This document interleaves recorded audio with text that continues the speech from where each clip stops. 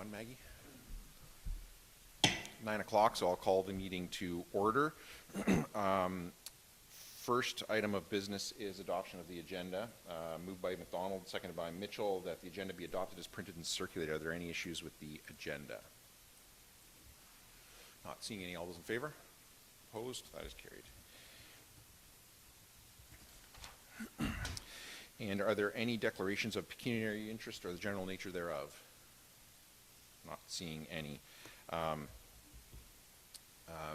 Minutes for a moved by Mitchell, seconded by McDonald, that the minutes from the August 17th, 2022 council meeting be adopted as printed and circulated. Are there any issues with those minutes?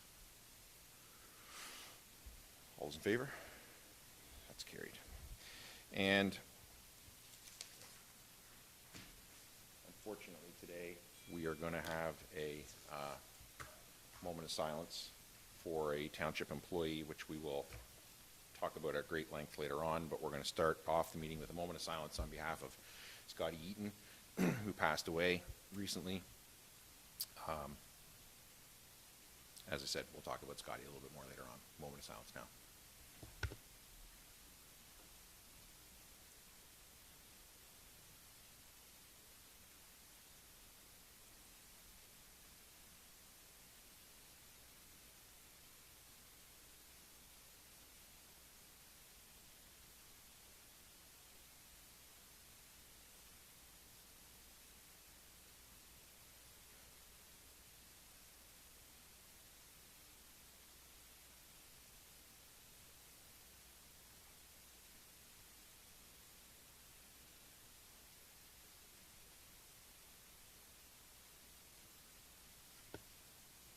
As I say, we'll going to have some recognition for Scotty. Recording in progress. 10 o'clock. So there was nobody submitted for the public comment period, so we will go straight on to planning applications. Moved by McDonald, seconded by Mitchell, that the council meeting be adjourned at 9:03 a.m. for the purposes of holding a public meeting pursuant to the provisions of the Planning Act. All those in favor? Opposed? That is carried. And Spencer, item 6A, minor variance application A15-22. I'll turn it over to you. Great. Thank you, Mr. Mayor. Good morning to members of council, staff, and anybody from the public who may be joining us this morning. The first application before you is application A15-22. It's an application for minor variance in which the applicant, Luke and Shirley Lease, Lease is in the audience tonight if any questions, or this morning rather, if any questions come up for him. The variance being requested is regarding an accessory structure which is being proposed, and it's for the overall size as outlined in the report.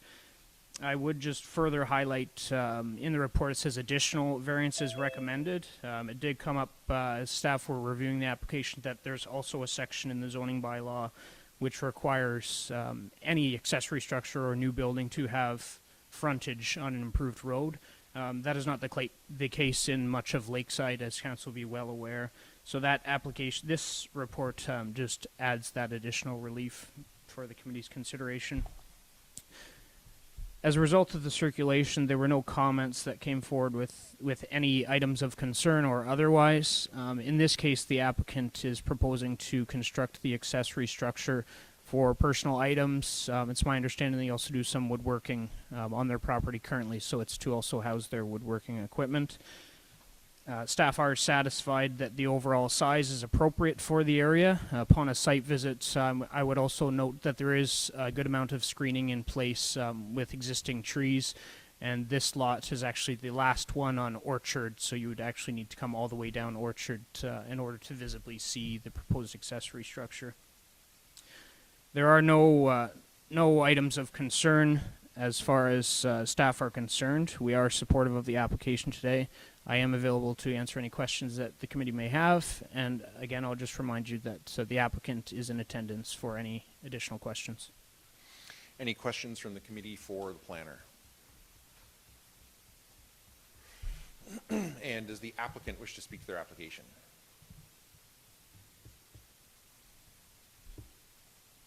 No? Any questions for the applicant? And is there anybody here from the public, either in person or online, to speak to this application? All right. Then, I have moved by Mitchell, seconded by McDonald, that the Township of Zorra Committee of Adjustment approve minor variance application A15-22 submitted by Luke and Shirley Lees for lands described as Lot 18, Plan 956, municipally known as 227 Orchard Avenue, private road in the Township of Zorra as it relates to 1. Relief from Section 5.1, Table 5.1.1.3, regulations for accessory uses to increase the maximum permitted lot coverage from 10% of lot area or 170 square meters, 1,830 square feet of gross floor area, whichever is the lesser, to 13.5% of the lot area and 220 square meters, 2,371 square feet of gross floor area, and 2, relief from Section 5.27, street frontage required to permit the establishment of an accessory structure on a lot which does not have frontage on an improved street, to facilitate the construction of a building or structure accessory to a residential use on the subject lands. Does anybody wish to speak to that? All those in favor? Opposed? That is carried. So there is a waiting period for appeal, but if you talk to staff about it, they'll sort you out with that stuff, and then you can go ahead with, you can talk to Spencer or to Mike Hughes. They'll make sure you're okay with that, and then you can go ahead, okay? Thank you. And then Spencer, 6B, minor variance application A16-22. Over to you. Thank you, Mr. Mayor. The second application before council this morning, A16-22, is an application for minor variance wherein the applicant is seeking relief for an accessory structure on an A1 property. It's outlined in the report for council. This subject property is located on the west side of 37th line in Brooksdale. As far as the purpose of the structure, the applicant has indicated that it's used for it will be used for storing personal items as well as items otherwise used for operating a farm of this size. There were no comments or concerns received as a result of the circulation. Staff do feel that the application is appropriate and are recommending it be approved today. And I will just note that the applicant is also available for any questions that the committee may have. Thanks, Spencer. Any questions from the committee for the planner? And does the applicant wish to speak to their application? Any questions for the applicant? And is there anybody here in the public to speak to it? Yes. First of all, can I just get you to state your name and your address for the record, and then go ahead? Yeah. So that everybody on YouTube can hear you. My name's Dave Borman. I live on the 31st line, 316-783. Just curious if all avenues have been ventured down as to where this building can sit. Property line rules have been put in place for a reason. I was just kind of curious on a property that amasses 30 acres, if everything has been looked at appropriately. So in terms of has everything been looked at appropriately, I can assure you that it has. That's what the report from planning is that it's been looked at appropriately. Whether other possible locations have been looked at, I think I'm guessing your question would be for the applicant whether they have. Yeah. So is there no other options, or instead of changing the property line rules? I don't know who's in charge of it. Oh, sorry. My name is Derek Bromers. I'm the applicant. And if we can go back to the shot of the overall property, it's the shape of the property is such that the house is on 37th line there, and the intent of this structure is primarily to be a garage for a vehicle storage. So we want it accessible from the driveway. That's why that location was chosen. Spencer. Through you, Mr. Mayor, I would just highlight on plate, it should be on plate 1 of the report. It better illustrates all of that area you see in green is environmentally protected area, so it's whether it's natural heritage or otherwise, it's part of a natural heritage system and is to be avoided as far as new development is concerned. So as far as their opportunity to locate the building elsewhere, it needs to be on one side of the driveway or the other. So it's my understanding the applicant has chosen the side that is outlined in the report before you, and staff do feel that's appropriate. Anybody else from the public to speak to this application?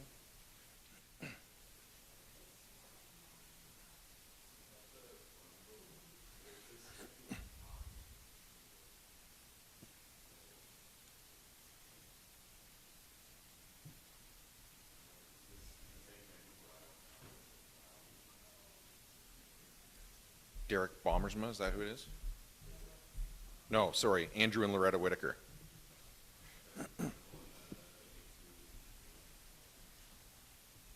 So I just want to make sure if they've indicated they're attending virtually, I want to make sure that we've exhausted all possibilities to connect to them. I don't want them to not be able to.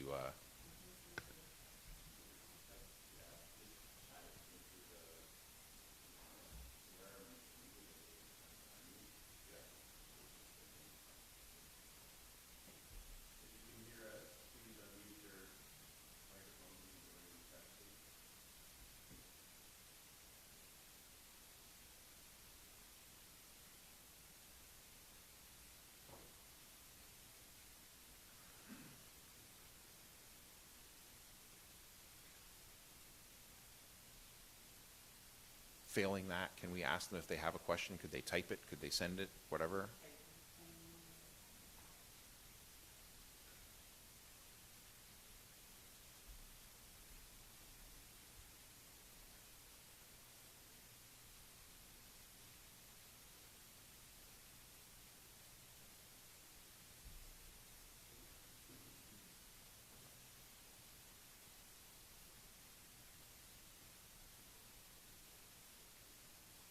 There, now you can. There we go. Yeah, okay. Hi, Andrew and Loretta Whitaker. Yeah, Hey, do you guys have anything you wish to speak to on this planning application? what was that? What we want to know.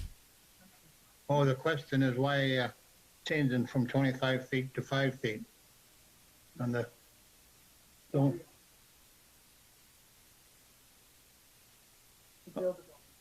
to build a building. Spencer, do you want to? Through you, Mr. Mayor, to the question on Zoom.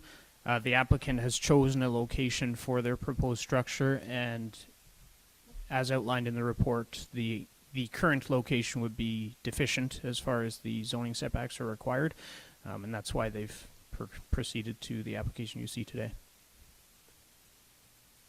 Did you guys hear that answer? Yeah, Do you have any follow-ups? well, it's not just a shed they're building, it's a frickin' barn put in there. And do you have any other questions? No, but why is why is it, why do they have to, they got 35 acres, why do they need the extra 10 feet? Spencer, do you want to speak to that again? Through you, Mr. Mayor, I might just highlight that on this A1 property, the applicant is fully able to construct a barn if they were to wish, but in this case, it's quite a small structure actually that's being proposed. It's just over 1,000 square feet. The provisions in the A1, as far as the zoning bylaw for the A1 section, they are allowed to build a structure which is quite a lot larger than that. In this case, the relief is only being sought for that setback from the interior side yard. So as far as the overall size, quite frankly, the structure itself could be much, much larger. But in this case, we're just dealing with the setback from the interior side yard. Were you guys able to hear that answer? Yeah, Do you have any other follow-ups? no, that's good. Okay. Anybody else from the public? Yes. I believe we do in the report.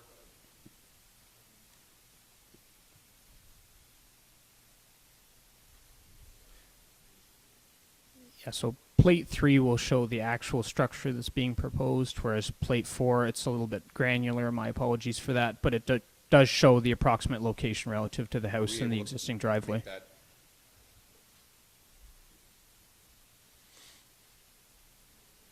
Were you still talking to me?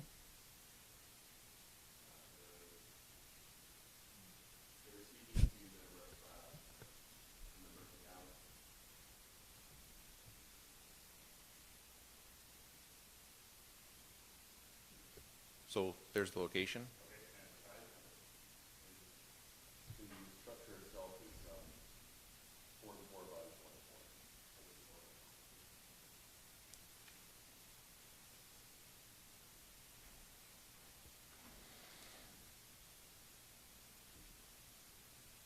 Anybody else have any questions?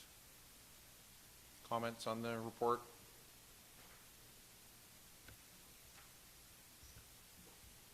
Okay. I have moved by McDonald, seconded by Mitchell, that the Township of Zorra Committee of Adjustment approve minor variance application A16-22 submitted by Christine Ritzma and Derek Baramersma for lands described as Part Lot 26, Concession 4 South, and municipally known as 376-569 37th Line, Brooksdale, in the Township of Zorra as it relates to relief from Section 6.2, Table 6.2, Limited Agricultural Zone A1 zone provisions to reduce the minimum interior side yard width from 7.5 meters, 24.6 feet, to 1.5 meters, 4.9 feet, to facilitate the construction of an accessory structure on the subject land, subject to the following condition. 1, that the relief granted by the Committee of Adjustment regarding file A16-22 apply to the construction of a structure accessory to an agricultural use comprising approximately 100 square meters, 1,076 square feet, and at the approximate location as illustrated on Plate 4 of Report Number 2022-353 to the satisfaction of the Township of Zorra. Does anybody wish to speak to that? All those in favor? Opposed? That is carried. So again, there is a waiting period for appeal on this. So if you follow up with Spencer and or Mike Hughes, they will make sure that you comply with that, and then you'll be ready to go and get your building permit and proceed, okay? Thank you. And moved by Mitchell, seconded by McDonald, that pursuant to the Planning Act, the public meeting be adjourned at 9. Oh, sorry, Spencer, 6C, zone change application ZN 522-07. Thank you, Mr. Mayor. The application before you now is an application for a zone change, ZN 52207, Ronald Wilson. In this case, the property located on the west side of Thamesford is a case where there are lands proposed for future development, but at this time, the applicant has some lands which are located within the settlement of Thamesford and some lands which are outside. This is a case where there have been related applications for consent to sever the existing 2 dwellings from the balance of the farm. It's outlined for council on Plate 1, 2, and 3. In this case, they're proposing to rezone the 2 dwelling lots for R1 residential purposes. It is noted, however, that one of the existing lots does contain an oversized accessory structure, so that would have to go into an R1 special, whereas the other dwelling lot would appear to meet the provisions of the R1 zone. As a result of circulation, there was nothing that was received of any concern.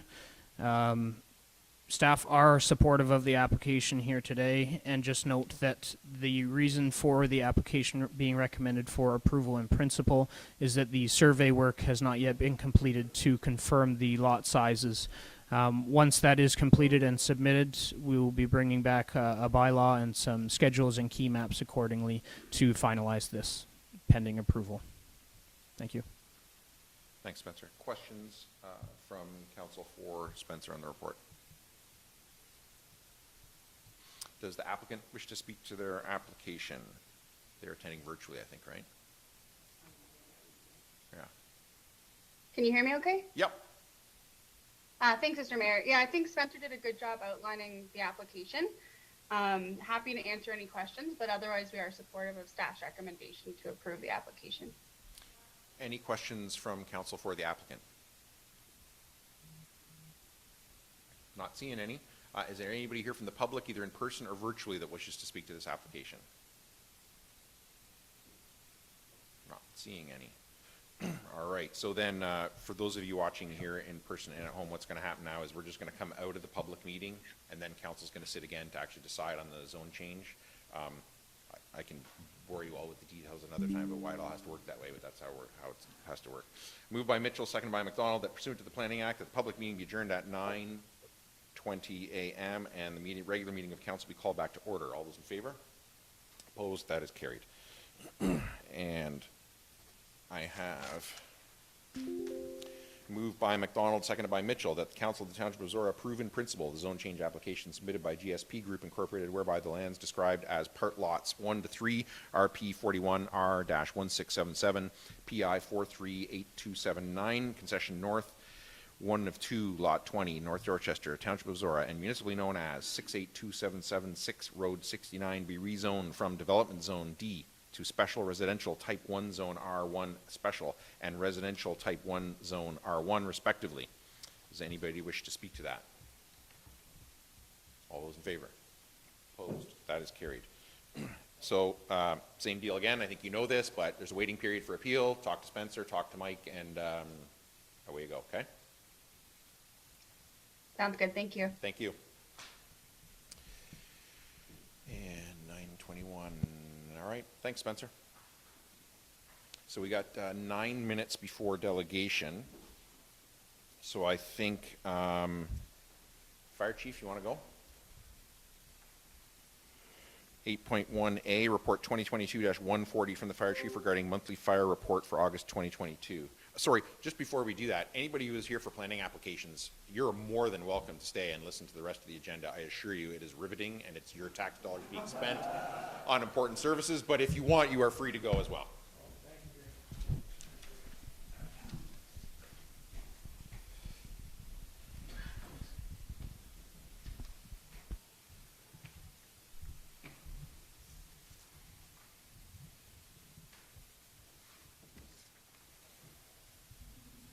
Sorry, Chief, go ahead. Good morning. I think my report hopefully highlights most of the activities for the month of August. A couple things I wanted to share. We were able to travel to New Brunswick. That was tendered in the purchase of the truck from Metal Fab for the Uniondale station. We visited and did a pre-paint mid-construction meeting. And just evidence of the pride and the workmanship and the care for the detail, and I thought it might be a 2-hour visit, and we were over 7 at the plant visiting and seeing what they were doing. So really excited to see that truck arrive, and probably 4 to 6 weeks we'll see it here, and probably in the Thamesford station for a few days until we get it into service, and then into Uniondale. So looking forward to that and more to come. The other piece there under apparatus and equipment is our donation of the compressor to Firefighters Without Borders. I was happy to find out that that is actually going to the Bahamas, which I didn't see coming. But it'll go to a community in Governor's Harbor, and they have no means to protect their community for fire at this time. And there's no other department in close proximity that can support with serious car accidents or marine emergencies or anything if there's a weather threat like a hurricane. So that was a nice piece to know that it's going to find a home and do good there.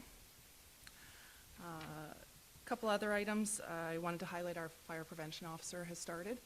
You can see our inspections have jumped. There were 12 conducted in the month of August, 5 on municipal buildings, 3 on our libraries, and 4 on private businesses and other occupancies. So he's not wasting any time and getting straight to work on some of those activities. In terms of our firefighting personnel, we're continuing to fill some gaps in there. So Deputy District Chief Mark Woods is now in place in the Thamesford station. He was promoted into that position from the vacancy. And then lots of training was conducted in August. We had another multi-station training evening where there was a rural water supply set up. And I know that some of the councillors, Councillor Forview made it out to visit. And actually, CIO McLeod was there and did some really neat drone footage of the training, so hopefully we'll see that come up on the website here shortly. The Uniondale station trained with the St. Mary's Fire Department, so we're seeing some of that mutual aid training and those boundaries starting to dissolve a little bit more.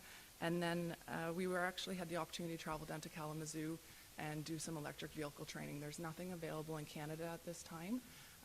So that one was close enough that we could make a day trip out of it. The training was offered to us at no charge. We just had to get ourselves there, and it will help us write SOGs and get some operational guidelines in place. There's been a lot of questions on how do we respond to those emergencies and those types of fires, knowing that trucks of these batteries might be moving right through our area here very shortly. So really good learning, not on just fires, but how to take those cars apart and operate safely to keep our personnel safe as well as the occupants.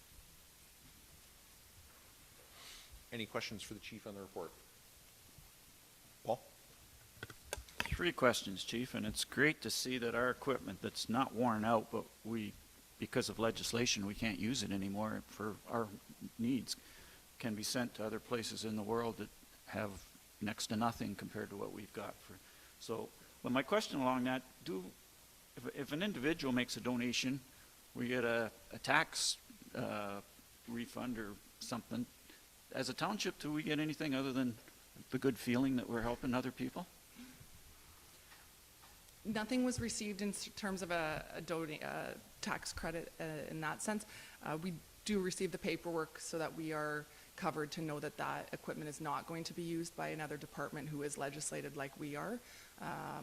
But something I can explore, certainly. I think it's a good question to look into. Okay. Other question, you mentioned about service awards and possible ceremony. Have you set a date for that? I'd originally set a date. I was trying to juggle, knowing we've got a lot of volunteer firefighters that will likely be in the fields here soon and likely have some hunting hobbies. So I was trying to set it a little bit early, and we were going to go the end of September, which is why I had left in my report that the invitations had gone out. I rethought it, and we're going to look at waiting for a new council to attend.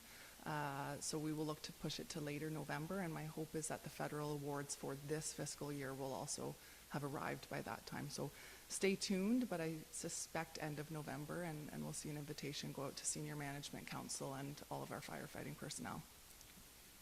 And last one, along that line, pre-COVID, the fire marshal's office every 2 years would have a regional ceremony for 20 and 25 and beyond years, and it was really a big deal. Has there been any indication that they're going to start those ceremonies up again since COVID? No, I haven't seen anything come through. I did reach out to our field officer, Nellie Green, and got a bounce back. I think she's on some vacation. And then the same with the person who's in charge of the awards through the OFM. I'll follow up again, and I checked the website. I haven't seen the announcement, but I will look to invite our field officer to attend ours if there's nothing that we can send. But I agree. I think it's a very prestigious thing to be recognized provincially and federally for we have firefighters that are eligible for 40-year service. And I think that we should celebrate that as grand as we can. Okay. Thanks, Chief. Any other questions for the chief on the report? Moved by McDonald, seconded by Mitchell, that report 2022-140 from the fire chief be received and filed for information purposes only. All those in favor? Opposed? That is carried. Thanks, chief. 928. We're not going to get through recreation. Building and drainage, Mike. Report 2022-141 from the Chief Building Official Drainage Superintendent regarding monthly building report for August 2022. Is there anything you want to highlight for council there? Any questions for Mike on the report?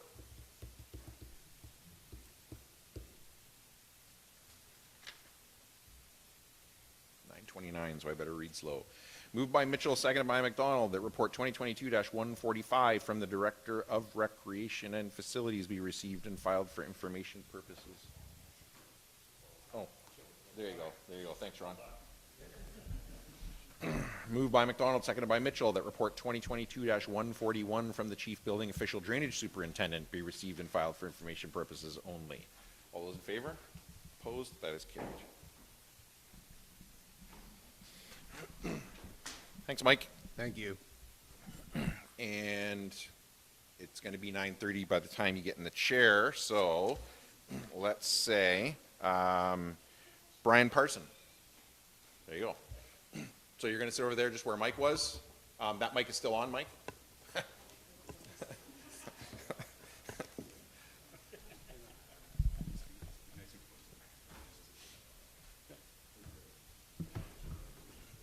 So I'll just say what I say to all delegations. Assume that council has done their homework and they've read the report that you gave us. Staff will have it up on the screen, and it's your time. I suggest hit the high points and leave time for a little bit of questions back and forth. And it's over to you. Hi, my name's Brian Parsons. Live in Tempsford, 190 Brock Street. Did bring a few discs if anybody is interested and wants to get their hands on them. I guess if everybody's read this, main points basically looking for something for Tempsford to have in terms of getting out and meeting people and getting some exercise, recreation, maybe some tournaments or league play. I think it's a good thing for the community, and I really think we could probably get some sponsorship going from local businesses or even, fundraising of sorts. I started playing disc golf just over a year ago. I grew up playing golf from a young age. Love golf, but disc golf is a lot cheaper to get into. You literally can walk around with one of these discs and play the sport. So it's cheap, it's very accessible.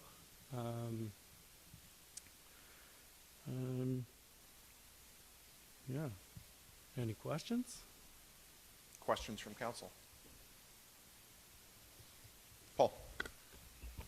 Yeah, I had never really heard of disc golf before. The other day I happened to just read an article in Stratford paper that they have a course in Stratford, and there are a few courses around the area. So I know a little bit more about it combined with the information you provided. So I have 3 questions. What would be the impact on the other users of the park if this course were to be set up? I'd say very little to none. I've noticed on some of the courses when they don't have proper tee pads, whether it be turf or concrete or patio stones, you just leave it to grass, eventually you're going to wear down a slight hole down to dirt. There'll be no grass left. Rain can collect there. So I do recommend a tee pad of sorts. Other than that, a few trees will get hit here and there, but that's, I don't think, a major thing. Golf balls strike trees all the time, and I think these discs are a little lighter on the trees than a golf ball. Okay, my second question is there any maintenance required for the baskets, and what's the life expectancy of the baskets? I've played about probably 10 courses now. Only thing I've ever seen wrong with the basket is the chains start to rust, but I suspect that's not a good quality basket and chains. You can see in the basket that I've provided, I did my research. This one has been coated and is very weatherproof, if I could say that. Other than that, maintenance, you can have different pin locations, so you'd have to move the basket, which is not a huge deal. But other than that, cutting the grass around the basket is about the only maintenance there'll be. And my last one is, any concern about vandalism? Because the Lions Park, nobody lives around there. It's right by the road, but it is relatively isolated. So anybody would want to wreck these things? I highly doubt it. Someone did actually bring up to me theft of the baskets. I've never ever heard of a basket being stolen or wrecked. The only time I've seen one kind of manipulated, I suspect they moved it with machinery and they bent the basket out of whack. That was in Woodstock. They made 3 new holes this year and moved the baskets. So that's the only time I've ever seen anything out of the ordinary with the baskets. Okay, thank you. Any other questions for the delegation? Katie? I just have a bit of a follow-up question to Paul's first question. So you've mentioned that you've been to different disc golf courses around and seen how they've been set up. Are any of them like strictly a disc golf course, the way that a golf course isn't a public space that you can play golf in, it's designated for golf use?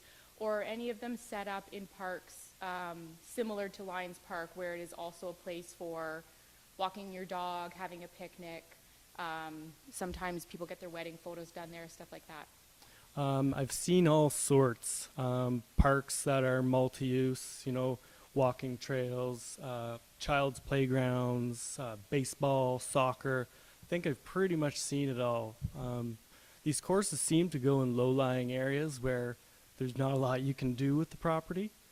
So yeah, I've seen them next to water, I've seen them next to roads, houses. They're putting these things pretty much anywhere. Yep. Any other questions for the delegation? Steve? I'm going to call them fairways because I'm a golfer too, but I'm assuming all these things will be laid out where the grass is already cut and maintained. Yep, absolutely. Okay, thank you. I did, I've played that 12-hole course there that I've designed. I've played it almost 10 times now. They're all easily accessible and definitely all out in the open where the grass is regular. Any other questions? So I don't have any motion from anybody on council to deal with this, which we don't have to do. We can just have the delegation and go on. You're working on something? Oh, okay. So while Councillor Gregg's working on a motion to deal with this, a question for you about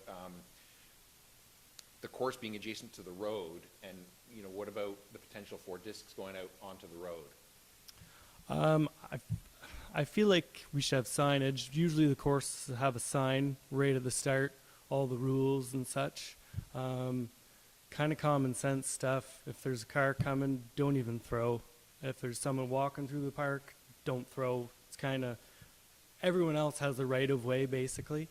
Yeah, I think there's always a potential to go on the road, but that's the same in all these other courses as well.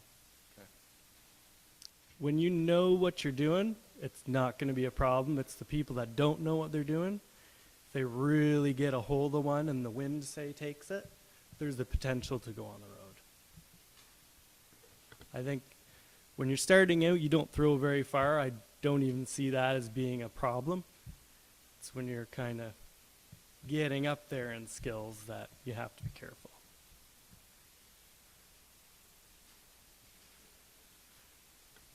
All right.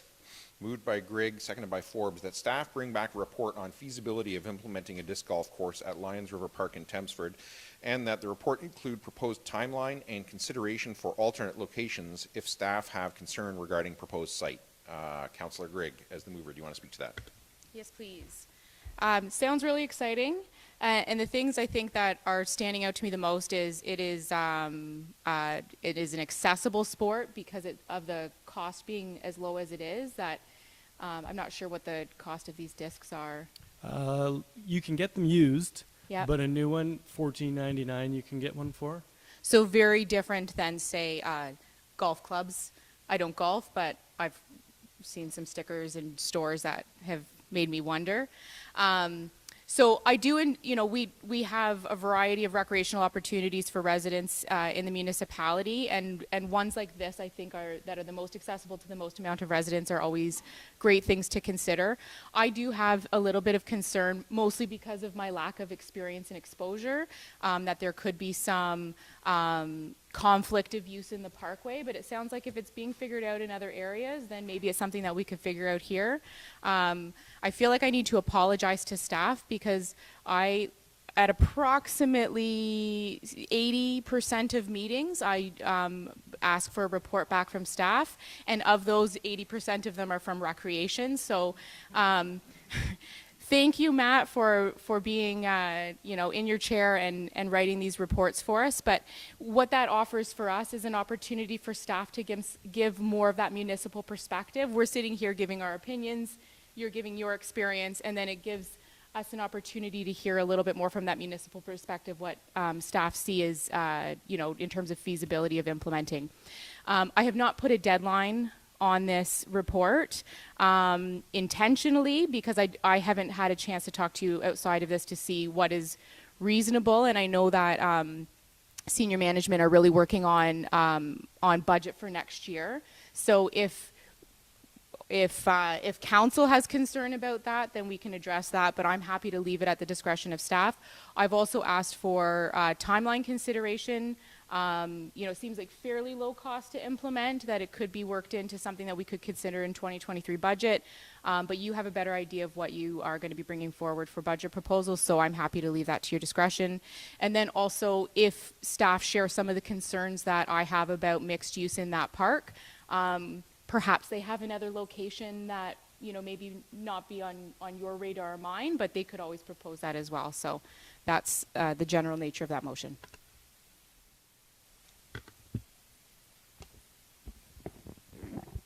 I've only ever played disc golf once, and it was in sort of the same situation as this, where it was just a wayside park where we pulled off to have a picnic, and there was a few baskets there, and they had left the discs right in the baskets so anybody could use them.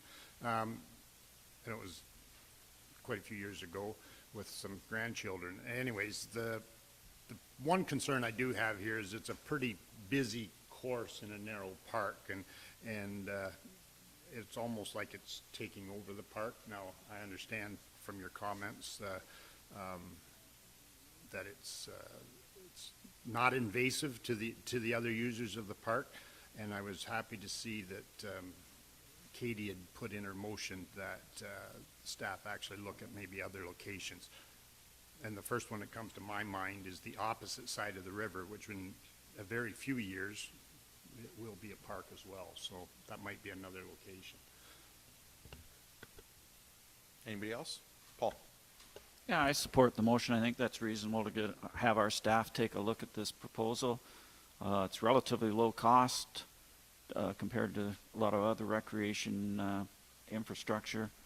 The thing I like about it is the flexibility of it, that not only you can have tournaments and league play, but somebody can just show up with their disc and play for half an hour or whatever, and get some exercise out of it. And I think opportunity for just casual sport, as in your report, is something that we should encourage. So as was reflected in my questions, I do have some concerns, but I think staff will be able to address those in a report, and we can move forward with this.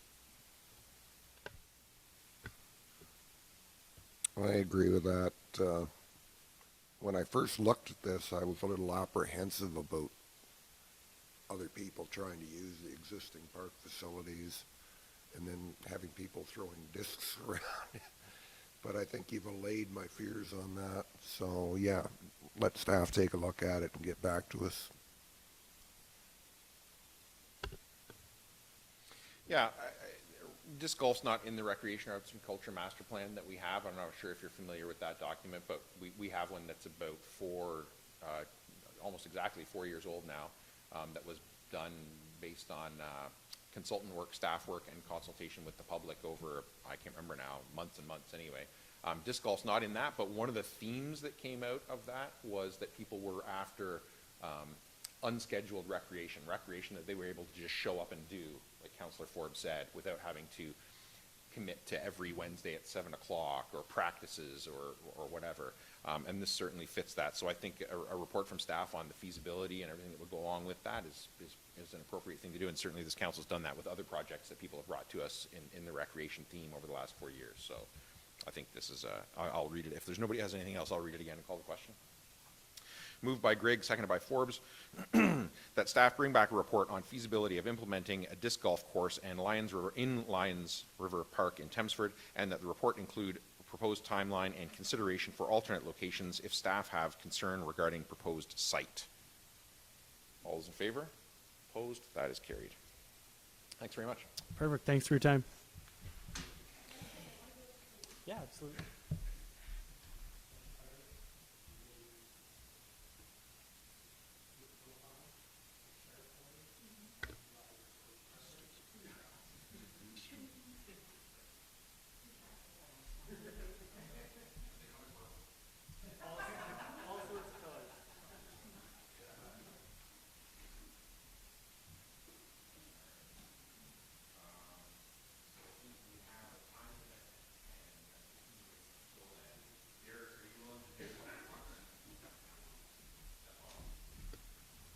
8.4A Public Works Report 2022-148 from the Director of Public Works regarding monthly Public Works report for August. There's a little bit of redundancy in that for August 2022.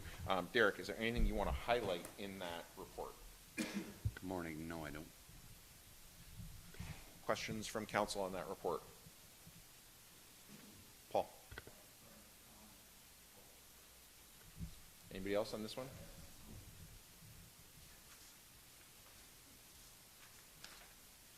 Then I have moved by Forbes, seconded by Mitchell, that report 2022-148 from the Director of Public Works be received and filed for information purposes only. All those in favor? Opposed? That is carried. And 8.4B, report 2022-142 from the Director of Public Works regarding a construction update for the Zorra maintenance facility. Derek, is there anything you want to highlight in that? No.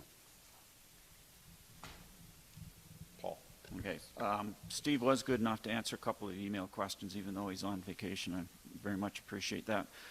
My usual monthly questions are, what's happening with the geothermal wells? And his response to that, there's nothing new to report, but there is a meeting scheduled for this Friday to find out what's going on there. My other question is, when are the solar panels going on? And he said his response to that was that once it was powered up, I think 2 weeks ago, the electrical contractors started doing their thing.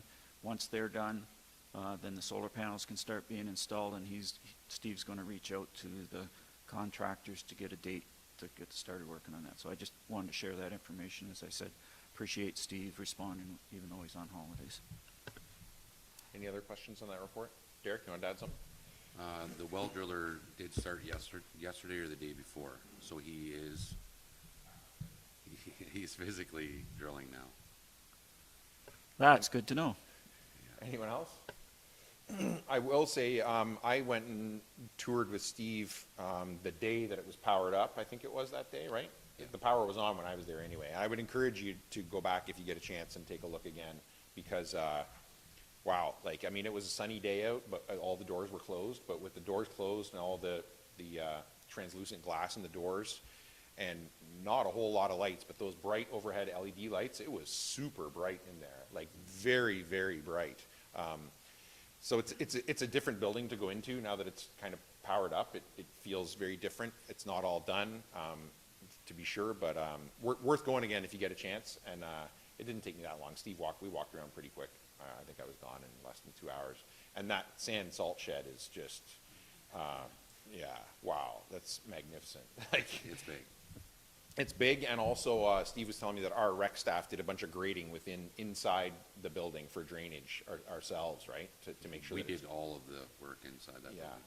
yeah. And I got to pick up the sealant tomorrow, and we're going to salt seal the whole entire building, so help put a barrier against the salt and sand and concrete. So I mean, in terms of preserving that building, which is where we purchase all that sand salt to maintain the roads and everything. For me, that was I really like to see that, because to residents, the building itself doesn't really matter, right? Even the grader doesn't matter. What matters is the roads, and seeing that building being finished that way is the stuff that's going to directly impact the roads that residents drive on. So anyway, I would just say, if you get a chance, worth going by and having another tour again. It's changed significantly since I was there anyway. And looking forward to, I think, November, is that right? We hope. Yeah. Yeah. Think positive, Derek. Yeah. Anybody else on that report? Moved by Mitchell, seconded by Forbes, that report 2022-142 from the Director of Public Works be received and filed for information purposes only. All those in favor? Opposed? That is carried. Thanks, Derek.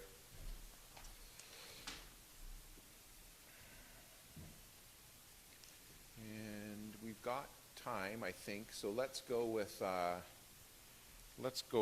finance, Diane. I think we can do that. And if we go a little bit past 10, probably entirely appropriate. So 8.5A, report 2022-143 from the Director of Finance regarding the 2023 budget schedule and review process. Over to you, Diane.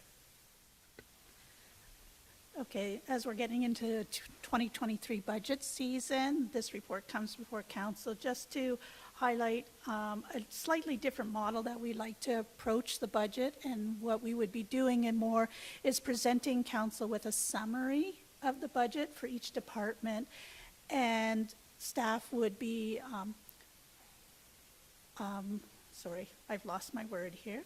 They would be comparing it or reaching out to the strategic plan on each of their projects that they have going before them in the budget, and then but staff will always include a detail. So the detail will be there so that the public and council can still see the detail, but we would be discussing it at a more summary level. And then we also would like to add a special budget meeting for November 23rd. If there's any questions on this report, I'll be happy to answer them. Questions on the report?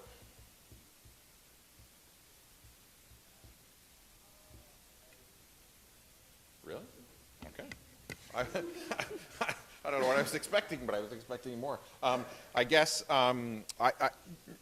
just a comment then from me. I love this report. I love this approach to budgeting. I think it refocuses on the really big and long-term things that really make a difference to a budget, you know, as opposed to the short-term things that might be sort of, you know, satisfying in the moment, but aren't really going to make a difference to anybody's property tax bill. I think this focuses us on our assets and on the service level that we commit to, which is what's really going to set the budget. So I think I'm very supportive of this. I think this is excellent work.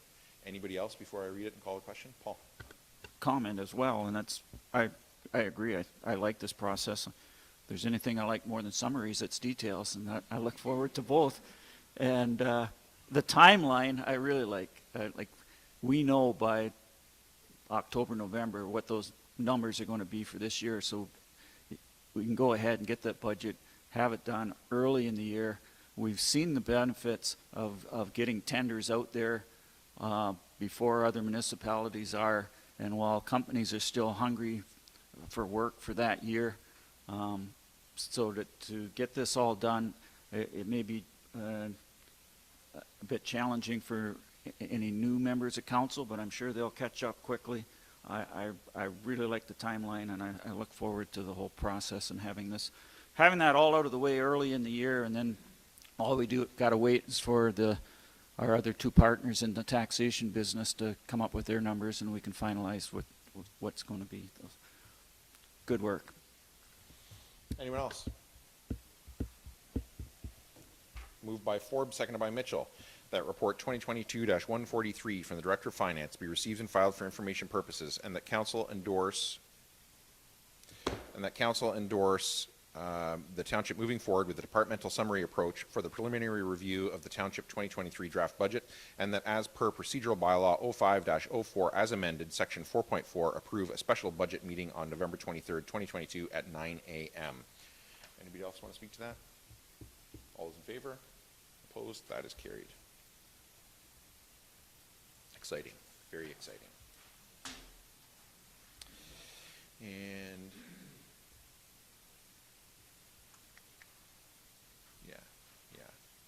yeah, we will take a break, and we'll come back in here at 10 about once we get everybody in. Everybody good?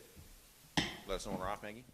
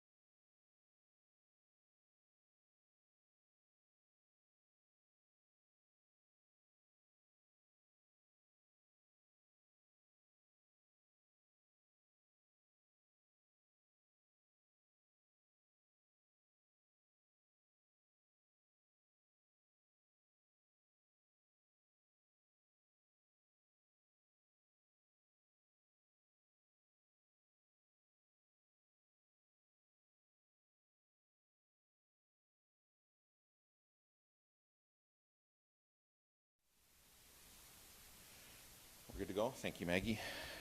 All right, so 10 o'clock, and I'll call the meeting back to order. For good and bad reasons, obviously. I guess at this point, I'll turn it over to Matt to say what he has prepared for this. So, for everybody.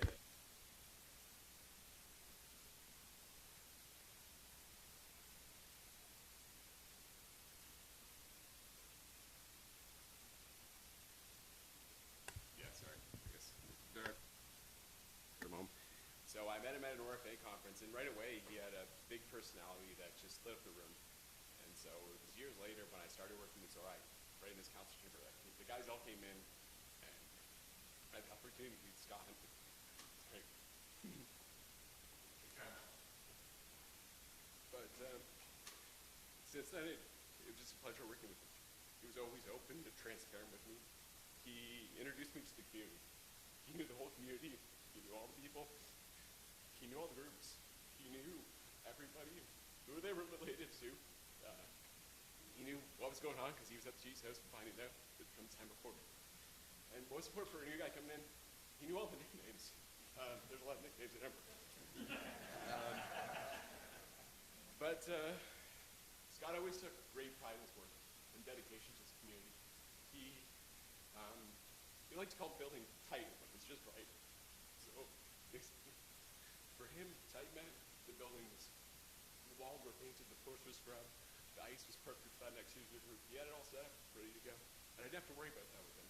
He just always knew he was to take care of it. And he took great pride in that. The man was a wizard with a paintbrush and a floor scrubber. So he wasn't just a regular operator. He was a mentor to the next level of staff coming on. He was a mentor to the community. And with the residents that came, he was the face of the Embro area. So, it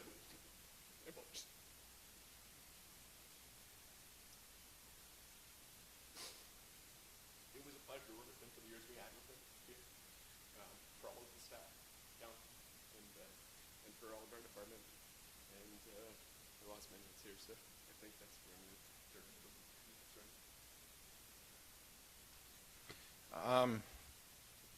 I mean, obviously, I knew Matt as a township employee. Scotty, as a township employee, and would go into the arena to check up on how things were going at various events. And as Matt said, Scotty always had his own standard for how things were supposed to be. Right, everything had to be just a little bit better than good. Which, as a member of council, just leaves you're able to relax a little bit more that, what people want is what they're going to get when he was there. And he really, as a member of the community who grew up in that facility and on those fields, it was, as far as he was concerned, it was his, right? We just gave him the money to look after it, and it was his facility to look after. And as Matt said, he knew exactly what the groups needed. Beyond that, he knew exactly how the teams were doing, how each kid was doing, where the kids were going. And he took pride in his part in giving them a facility that would enable them all to do what they wanted to do. But the part that I remember most about Scotty was going to watch my daughter at her figure skating lessons there. And we'd just stand in the viewing area and lean on the railing and just talk. When he was in between his antics on the Zamboni, which was almost always, there would be a little bit of entertaining and goofy faces as he drove by on the Zamboni, making the kids laugh who were watching. I think, speaking on behalf of council, there's no greater pleasure than having employees that take pride in the service they deliver to residents. And Scotty took that as serious as you can take it. It really meant a lot to him to have that facility be everything that it could be for the community. And none of us, whether you're on council, whether you're his coworkers, or whether you're a resident, you can't ask for any more than that. Somebody who takes their job as seriously as he does to deliver the service. and he's going to be missed. So, Tammy, if you want to come up with whoever you want to bring.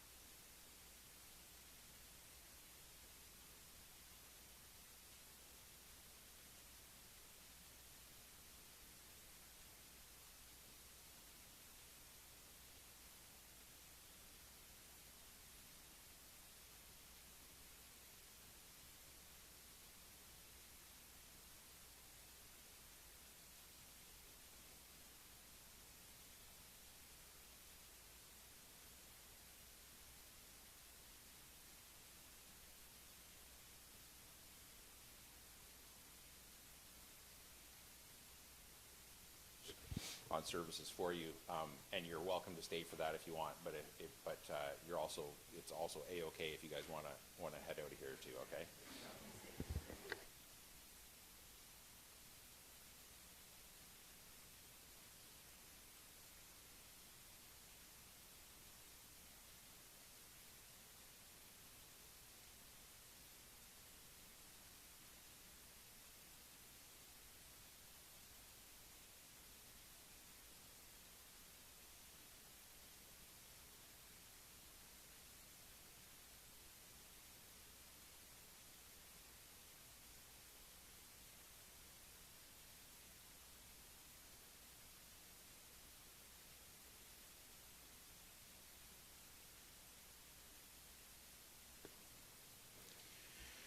All right, Matt.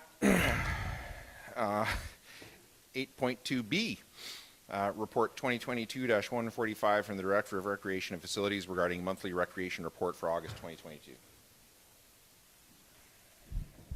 You didn't see me circulating my report number earlier, but I could get that out of the way before this.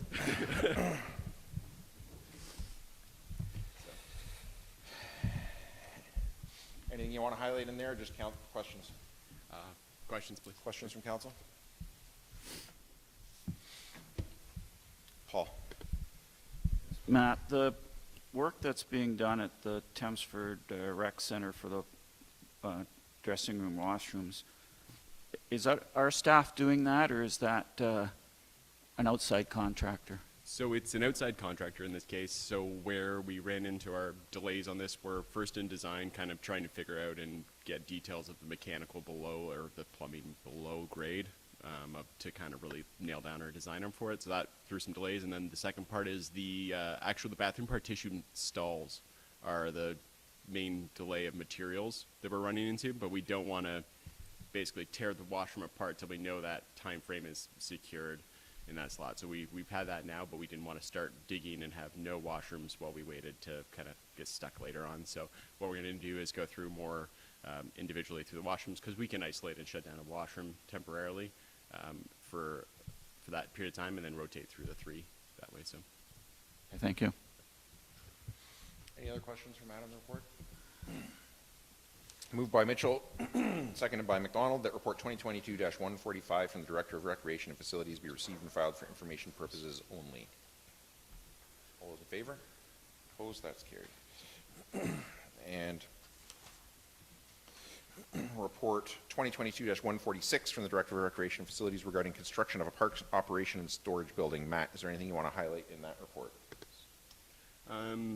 Primarily, the just with the turnaround in between the time frame of I've done best as possible to get accurate numbers for the for all of the project costs. When it came to some things like site servicing and things like that, I wasn't able to get a detailed estimate ahead. So this is based upon recent work that's been completed within the township, like on other projects. So we based it upon that. We've done our best to make those costs accurate, but just wanted to note that. Questions for Matt on the report? Paul. And Matt, it says at the bottom that we can finance this through this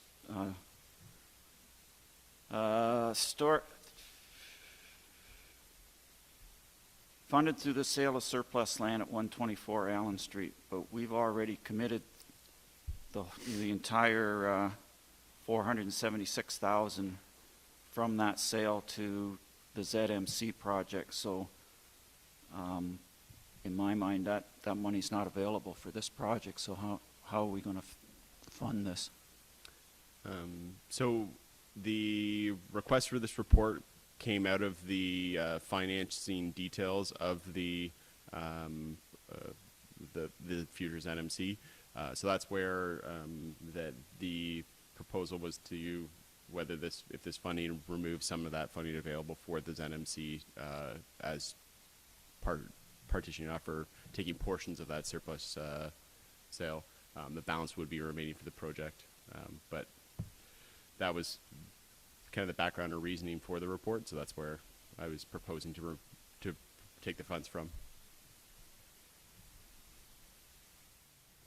And the second question is, the equipment primarily is the two compact tractors and the equipment that goes along with them. Are those used in both Embro and Thamesford, or just in Thamesford? These ones are primarily used in Thamesford. We have a third compact tractor with ball group, diamond groomer, and other implements that stays in Embro to avoid the trailering back and forth in between the two villages of equipment. So these ones are primarily used. The John Deere that's in there, the one that has kind of the loader, it will also get used on sites throughout the municipality as we have, whether it be trail grooming or kind of other work, we'll load that one up on the float trailer and use it throughout the municipality, but primarily in Thamesford. Okay. Anyone else? Questions on the report?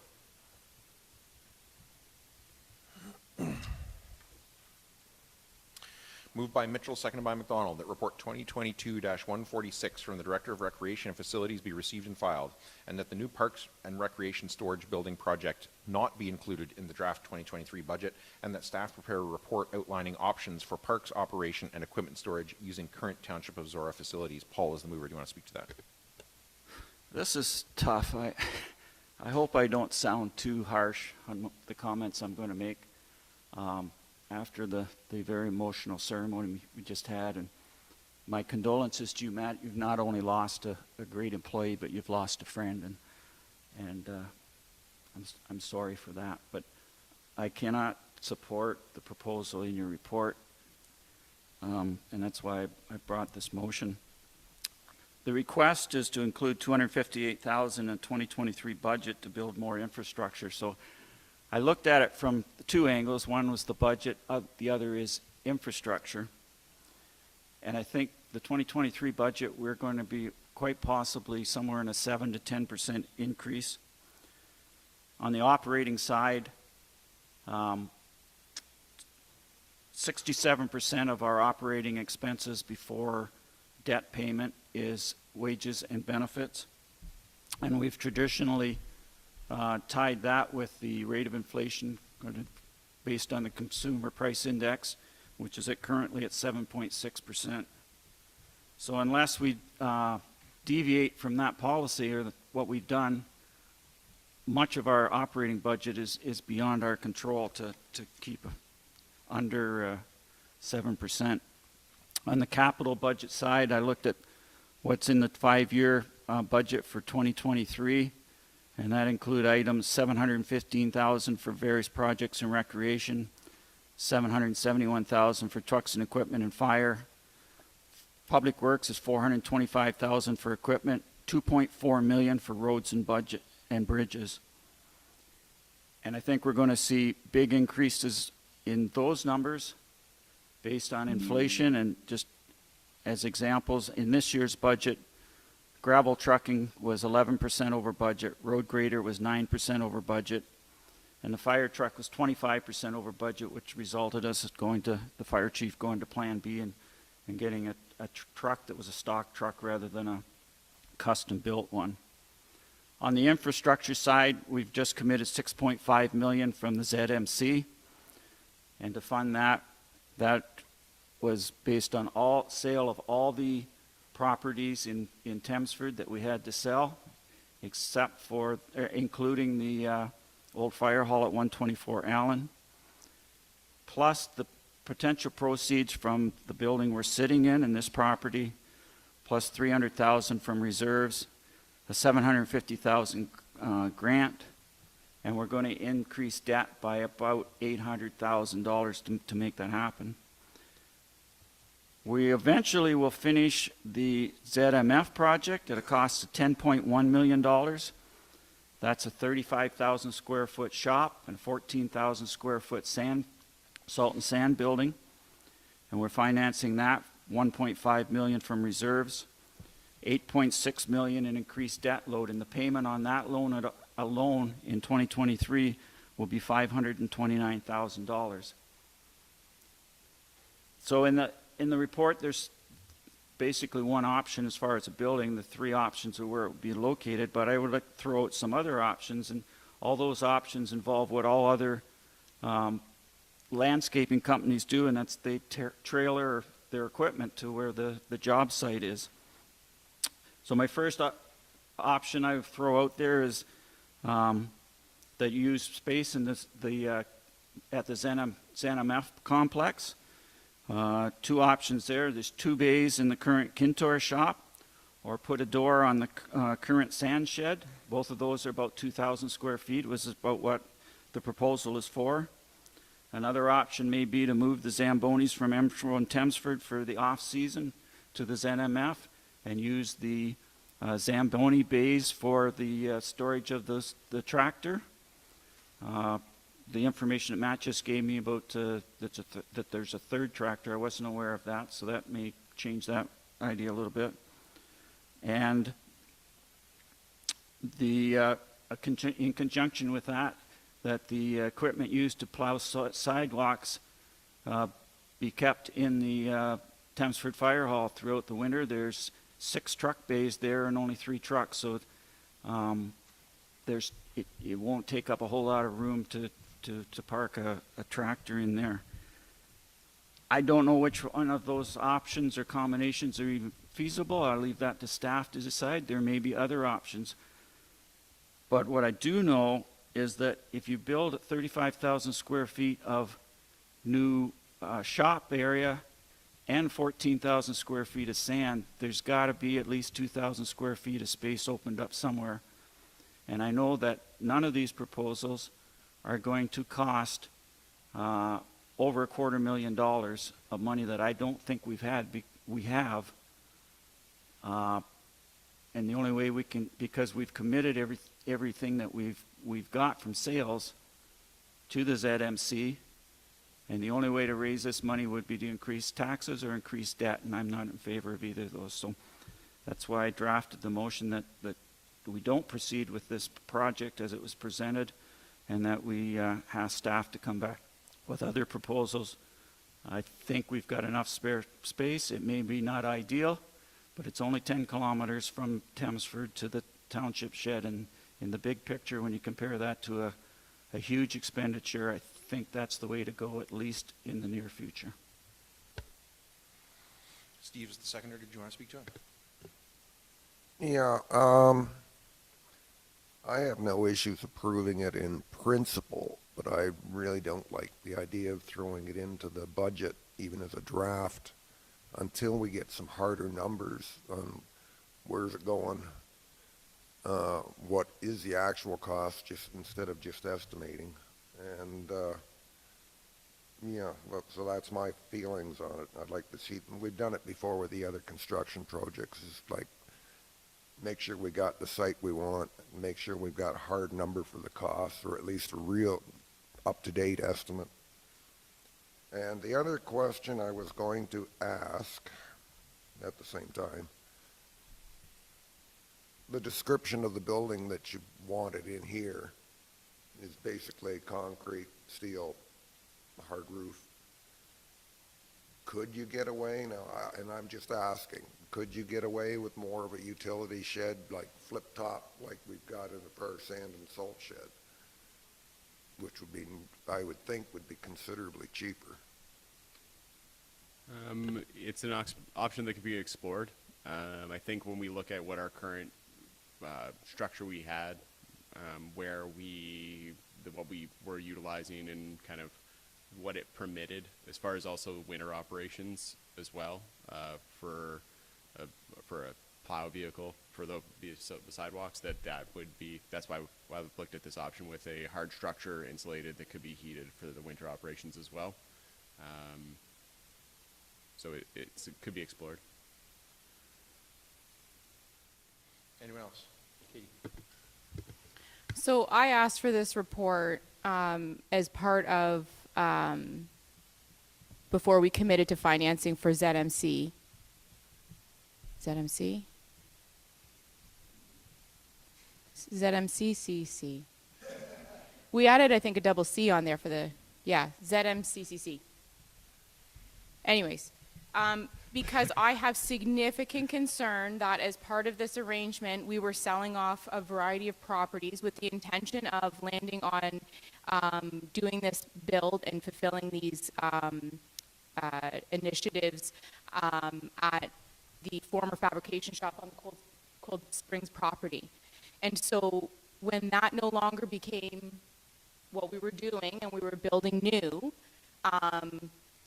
in building new, we looked at having the storage for recreation on site. We had concerns as a council about conflict of usage where tractors are coming and going and children are walking and cycling to their childcare and access to the office. So we said, this does not seem like compatible to have this all on the same site as part of the build. So we removed it, which reduced the cost of our overall project. So when we are coming up to funding the project, my concern is we sold a building that served a function for the municipality, and we still have that function that needs to be managed. And what we're doing is removing the ability for there to be financing in place to solve the problem that we created. We created that problem because a sequence of our decisions, we didn't know at the beginning that we weren't going to have that space in the fabrication shop. It's a problem that we created unknowingly, but now I feel like we have an actual, like we have a responsibility to make sure that we have adequate recreation storage.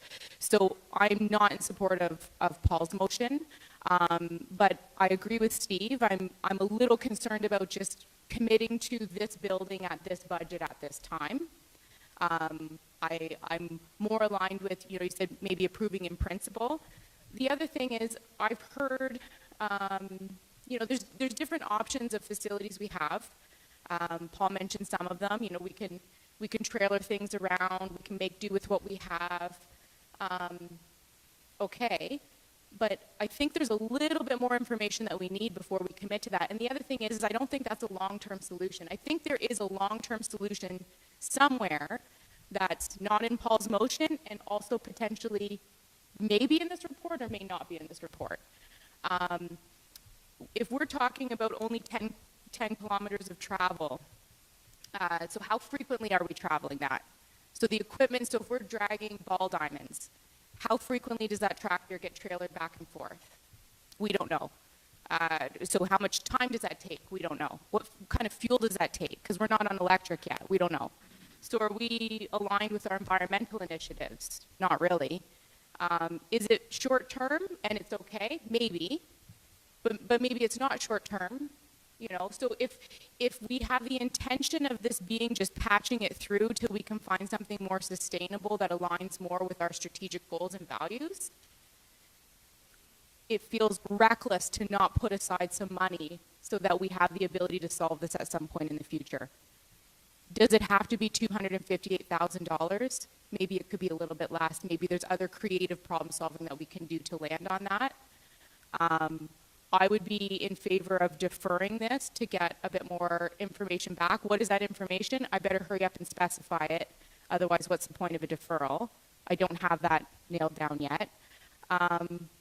Or, could we explore putting some allotment of money into a reserve that it would be set aside for this function, an amount that maybe we can agree upon so that at least when we go to solve this problem that we created at some point in the future, we have some sort of method of funding it.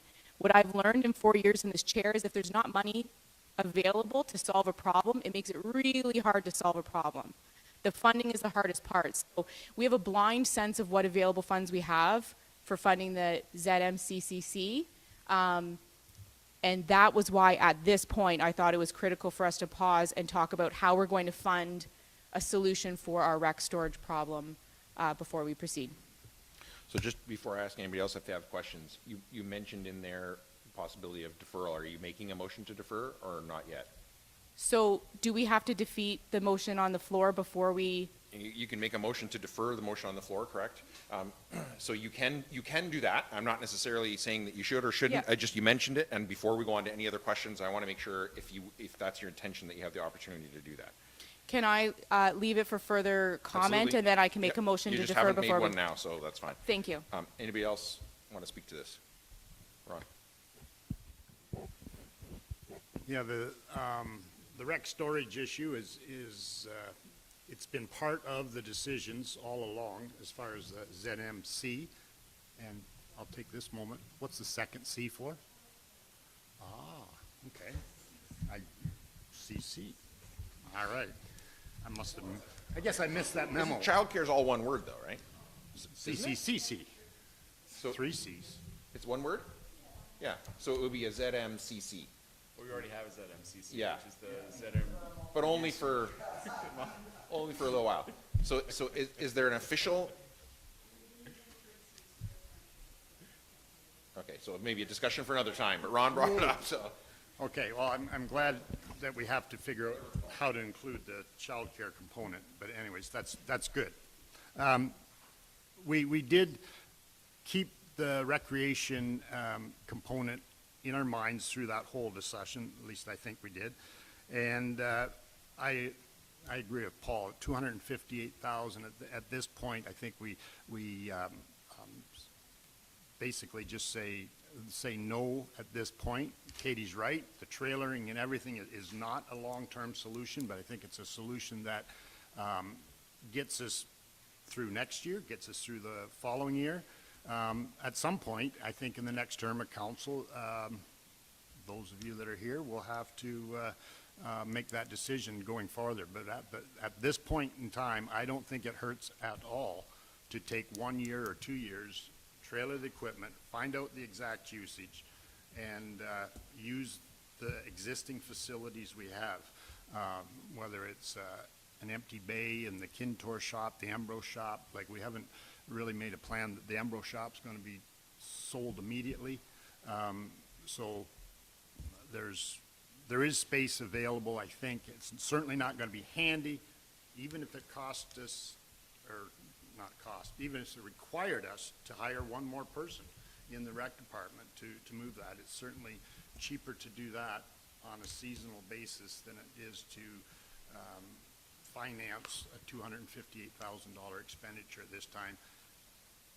And I think Zorra's been moving pretty fast with big expenditures, and it might be just a time just to cool it just a little bit, and then have a better sense of the need when we go forward. I don't have really clear thoughts on this, to be honest. I think all the concerns that have been raised are all valid and they're all relevant. I don't have a problem personally with including it in the draft budget, because it's just that, it's a draft budget. It could be included in the budget, we can see what the impact is, and council can always just say, take that out now. I mean, that's why we have a draft budget, and that's why we have a whole budget process that we approved earlier. So for me, I'm fine with putting it in. I get the optics of saying put it in, but to me, we're putting it in a draft, and all kinds of things are going to change in that draft once we get it. So I don't really have a problem with putting it in there and seeing the impact. But I do think all the concerns around, you know, is this the, as Steve said, is this the optimal building solution for it? Are there other temporary solutions that we could use? I think these are all, you know, they're all valid issues. For me personally, I feel like maybe I don't have, and maybe it's on me, but I don't feel like I have enough information to decide clearly what to do with this right now. But if I had to, I would lean towards saying, yeah, for a year, for 2 years, let's build the buildings we built. Let's come up with a temporary solution for a while and see where things go from there. But I don't even have a strong opinion on that, to be quite honest. That's where I'm at anyway. Anybody else? Kate. My perspective on the revenue stream from the 124 Allen Street property is that I don't view the financing of this as we're spending $258,000. I just see that as the 124 Allen Street property generated $157,000 of revenue towards the ZMCCC project. That it's only the surplus amount above what creating that, like that 400 and change thousand dollars that we got from selling that property, the only amount of it that should be allocated to that project is the amount in surplus of replacing the function of that building in an alternate method. The surplus amount. And my feeling like I don't have quite enough information now to know exactly where I sit with this is I don't know what that surplus amount is, other than the 400 and change minus the 258. The 258, could there be something a little bit different? Possibly. And that I would be a little bit more interested. Some of these like alternate short-term arrangements, like we haven't had any we haven't had staff report on it. We don't have any tangible, you know, these are all just the ideas that are sort of floating around. But if we're not looking at a wholesome picture of, like, Matt, can you answer on the fly here? Because I have not asked you ahead of time. Like, what would that look like in terms of, like, how often are you trailering a tractor during ball season? For during ball season, if the storage couldn't be accommodated in Tempsford properly, it would be daily that it'd be trailered from, potentially, if it was the ZMC site ZMF site, it would be daily, be trailered to Tempsford from that site. In addition to that, it would be near daily for the other equipment for the other maintenance activities. There's a lot of kind of things to unpack on if we weren't located or based out of Tempsford, what that also means for staffing, where they're based out of, located, where their vehicles, where the vehicles, the trucks, the trailers, the tractors, everything's parked. We didn't include the trucks, the 3 recreation pickup trucks inside this because the intent wasn't they would be included inside the storage building. We weren't building something large enough for that. But that's why we wanted to include a fenced area outside, because we're already experiencing issues of attempted break and enter and damage to vehicles at the arena as they stand. So we were looking at a fenced location for the outside for that. So from previous experience, I know with snow removal for sidewalks, which is an additional, like it's a seasonal thing that a small tractor does, I know that the service delivery is challenged by having to load up a tractor to take it up to Kintor to clear that little bit of snow that historically, when different providers used to do it and it was done simultaneously in 2 communities, it was always done by certain time. But one of the challenges now is that we have a tractor that has to do priority routes in Tempsford, and then it has to get on a trailer to go up to Kintor to do priority routes there, to get back on a trailer to come back to Tempsford to continue working. So I mean, in terms of the level of service that we're providing and efficient use of staff time and fuel, it's not optimal. So absolutely something that I think could patch us through in the short term. Again, just to reiterate, my concern is we took $400,000 and put all of it towards a project without leaving any of it to solve the problem we've created, the function that that building used to provide. It's going to make it really difficult to find that funding to solve that problem in a sustainable way in the next 1, 2, 3 years when we're done trailering all over the place. So I would be in support of leaving this in for consideration for budget deliberations, because I think the added benefit there is we're going to have a report on the financing structure for the ZMCCC. And with that, we would then have numbers that would show both removing a set amount or not removing a set amount. Like if we're approving this in principle to be put into the budget, we can still pull it out. But that $258,000, or if council determines a different amount, be removed for the function of recreation storage, then what we're going to look at in terms of the financing options, which we haven't determined, we still have that decision to make. So if I could just ask a question, I want to ask a question of Katie for clarification to hopefully try and help you guys out procedurally here with where we're going, and I think this might be what you're speaking to as well, Paul. Paul's motion that's on the floor now says, and that staff prepare a report outlining options for parks operation and equipment storage using current Township of Zorra facilities. So would that report potentially answer the questions that you have, or are you looking for more than what that says? No, because that's just asking for a temporary solution in an ongoing method that only just pushes the problem off to some future council. I just wanted to clarify, was that report going to answer your questions or not? So no, Paul, sorry. I just wanted to clarify whether we've got money available or whether we committed all this money to the ZMC or CC or how many C's there are to it.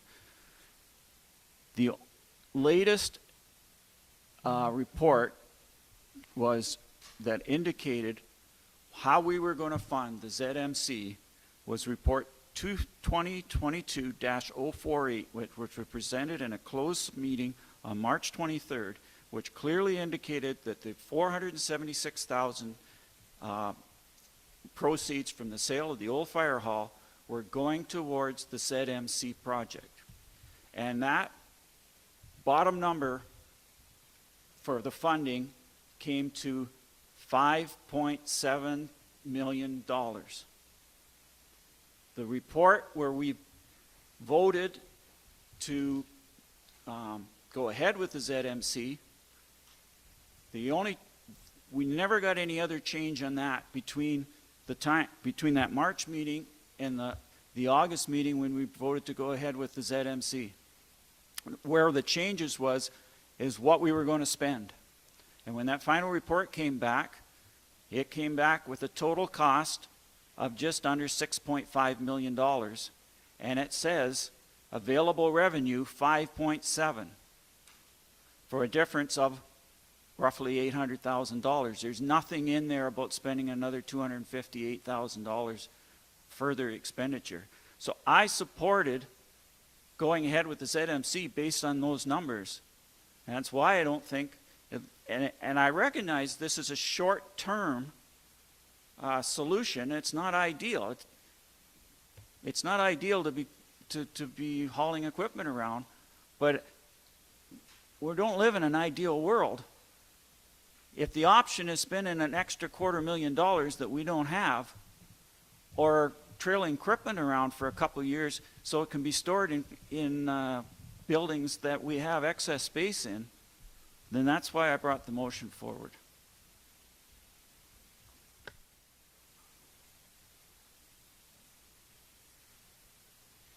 Anyone else?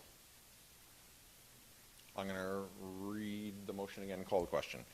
Moved by Mitchell, seconded by McDonald, that report 2022-146 from the Director of Recreation and Facilities be received and filed, and that the new Parks and Recreation Storage Building project not be included in the draft 2023 budget, and that staff prepare a report outlining options for parks operation and equipment storage using current Township of Zorra facilities. All those in favor? Opposed? That's defeated.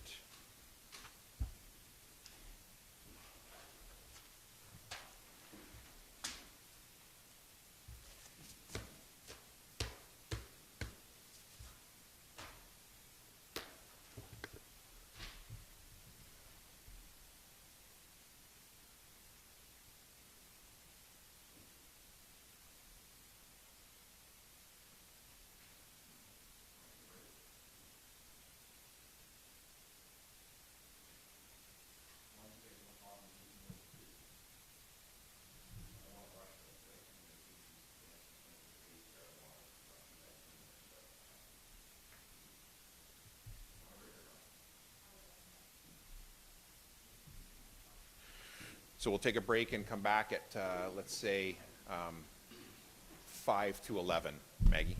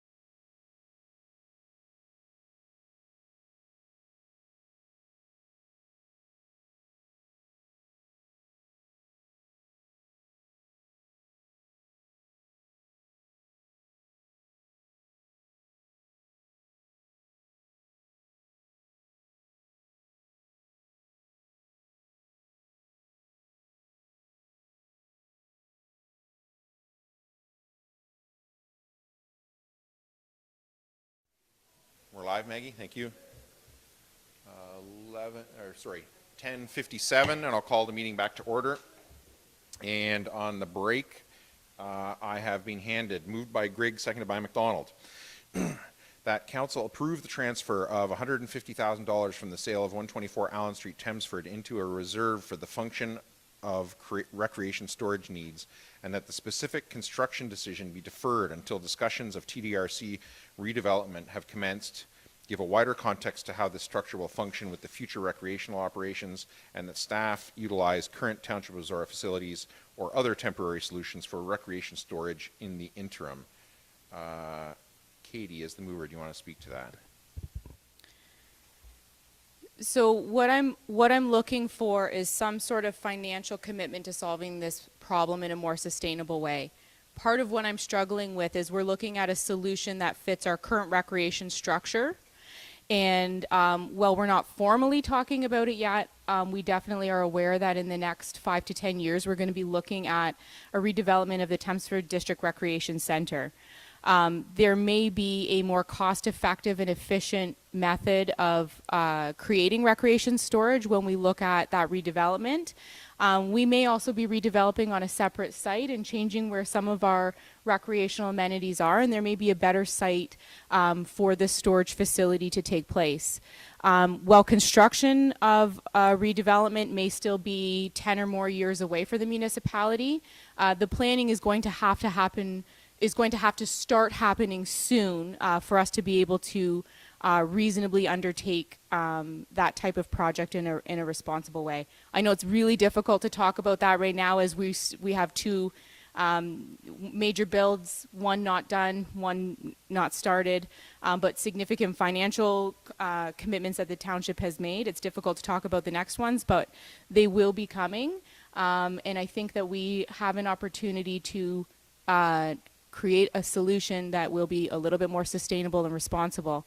I think the temporary solutions with using pre-existing township-owned facilities, not great, but definitely can work. And I think there may even be other things where other businesses or areas around the municipality could serve as temporary solutions. So however staff want to manage that, I don't think that council needs a report if they're able to solve those problems without adding anything substantial to the budget aside from additional staffing time and fuel, then that's fine with me. The $150,000, Matt's project was priced at $258,000. Feels a little bit high for what I was hoping, and I think it could be lower if we have a different style of solution. But if we can put that $150,000 into a reserve, I think it gives us a more realistic financing conversation over the ZMCCC, that we're only looking at the available funds that should be in place for that project, and that if in the future the recreational storage needs comes back with a price tag of $300,000, at least we have that $150,000 in a reserve ready to fund it, and it will not be as difficult a need that we're able to meet for our departmental needs. Steve is the seconder. You want to speak to that? No, the way Katie wrote that up, it just peeked off a light in my brain about the ideal place for a new storage facility would be at one of the rec facilities. And yeah, I forgot all about that we were planning sometime down the road to redevelop the rec center in Thamesford. And I'm going, geez, if we could combine something there and make do temporarily for a year, couple of years or whenever, and then work on hard numbers from there, I think that's a far superior way to go. And just putting some money into the reserves, I think that's the way to go. I just have a question of clarification, Diane. We have a recreation reserve now, correct? Correct. So I just want to make sure I'm understanding what the potential result of what this is saying. So this is saying the transfer of 150,000 from the sale of 124 into a reserve for the function of recreation storage needs. The recreation reserve that we have now is part of its function. Could that money be used for recreation storage needs in general? Yes. Okay, so this wouldn't be creating a new reserve. This would be moving $150,000 from the sale of 124 Allen Street into an existing reserve that meets the intended purpose here. Correct. Okay, thank you. Sorry. Just wanted to make sure I understood that. Paul? Oh, sorry, Ron. It might not matter who speaks first. I guess my first question is, I'm under the complete understanding that the sale of that property, the 124 Allen Street, was going towards the new municipal center and daycare. If we are taking $150,000 out of that sale and going to put it into a reserve, is that not the same as spending $150,000, and we're in a lame duck council at the moment? I don't think we can do that. So first of all, we're not lame duck. With two potential, We're not lame duck. Do you want to clarify that, Karen? we are Yeah. not a lame duck You're not council? in lame duck. No, you have 4 of your current members running again. 4 are running again. Mhm. Running again, but they're challenged. Is Yeah, it it doesn't matter. Doesn't matter. Doesn't matter. As long as there's a potential for 4 to return. The potential really? just has to be Okay. there. Oh, I thought it was based on the challenge. Nope. No. Okay, so we're not lame duck. All right, well, that helps that out.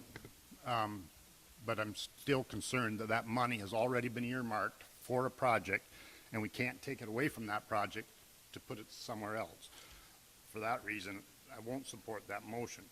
But if the motion did read to put, 50,000 into a reserve in the next budget, that would work, or 150, that could be done. But to actually say to remove it from the sale of 124 Brock Street to put it to another purpose, when we just can't do that. Paul? Yeah, I agree with Ron.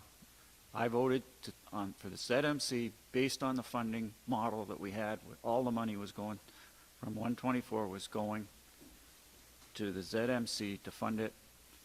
And the only way I can see that we can make this work is either we increase debt load, whether that's debt for this or debt on, we gotta, whether it's the debt on the ZMC, we gotta increase taxes, or we gotta take money from another project that in our various roads and other 5-year plans, we've already included in there. So I don't support this. I think the motion that we passed gives a short-term solution that is very viable, that gets us through a time where the economy is facing challenges that we haven't seen in 30 or 40 years when Ron and I were both young men. So it's a long time ago. I think there are times that you have to defer the perfect solution based on what you can do right now, and then come back to it in 2 or 3 years, and hopefully we're through this, because the next couple years are going to be tough. I have another question. There's been several times we've discussed whether all of the money from the sale of 124 Allen Street was entirely devoted to the ZMCCC, and Diane clarified that childcare is, by the way, 2 words, so it would be a ZMCCC. There's been discussion a few times, points have been made about the entirety of that money from the sale of 124 Allen Street going towards the ZMCCC. And so just to clarify, that's currently the plan, is that the entirety of the revenue from the sale of 124 Allen Street goes towards the ZMCCC? That is correct. That's what was in the report. That's what was the financing option put towards council. So then to Ron's point then, taking 150,000 from the sale of 124 Allen Street and putting it into this means that we would then have to find another way to finance the 150,000 on the ZMCCC. Correct. Okay. Just wanted to understand that. Anybody else? Kate? Further to that question of clarification, has council endorsed having the full funds from the sale of 124 go to this project through resolution, or has that just been the plan as presented from staff in the report? There has been nothing specific. It was just in the plan that was presented to council. So there is not a resolution on the books that says it will be funded in this fashion.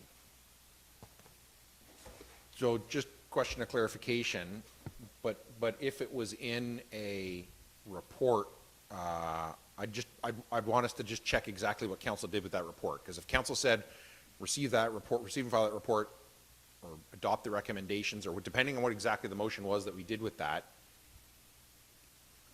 whether it was the intention or not, council may have in fact said to do that. So I would just, So I have the motion in front of me. I have the resolution here. Oh, you have it? Yeah. Okay.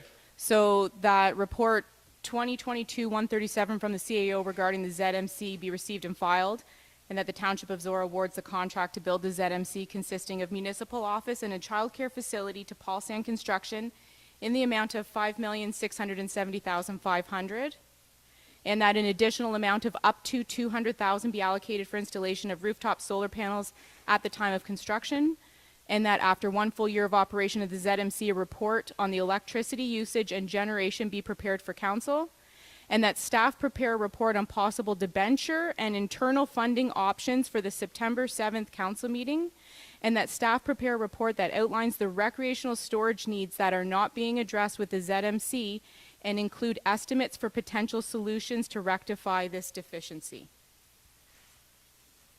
So that was my understanding, was that we hadn't actually decided on exactly where all that revenue was going.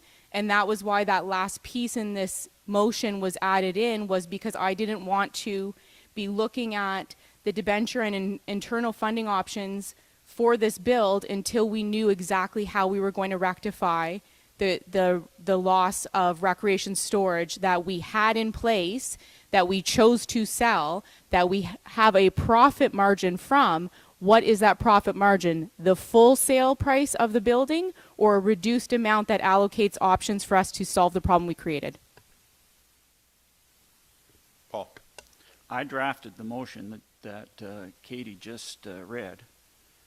And the reason I didn't specify how it would be funded, because it was still unclear what the total debt would be. We estimated it at $800,000, and there was to be a report. Part of that motion was a report to come forward how much we were going to borrow. So I didn't include the funding specifics in the motion because I didn't want to tie council or staff's hand in that motion how we were going to fund it. But I think if we're going to be checking minutes and motions, we should go back to the March 23rd closed meeting and the report in there that indicated that funding. Okay. But then we get into the problem. That's when we got the report of how it was going to be funded. And that's, at least Ron and I voted on this to go forward with this project based on the information that was provided then. Anybody else?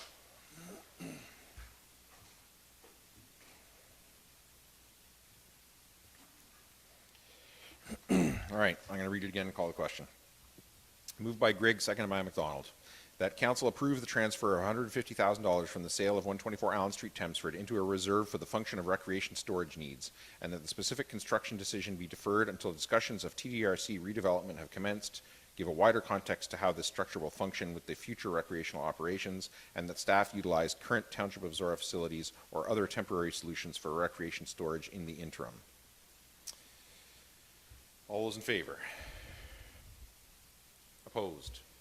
That's carried.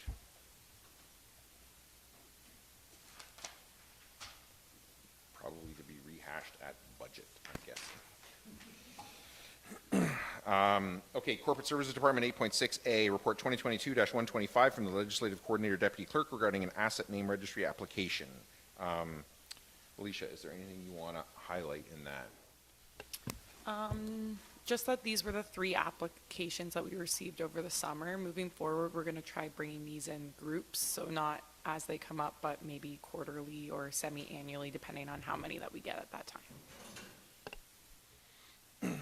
Any questions on this one? All those in favor? Sorry, I didn't even call the question.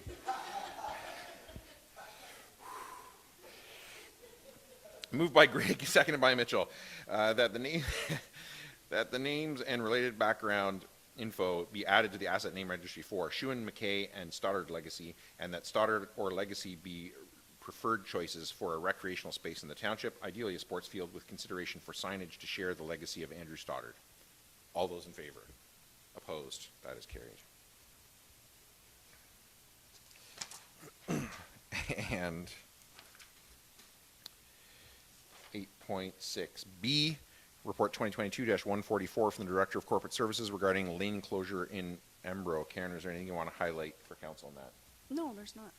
Any questions from council?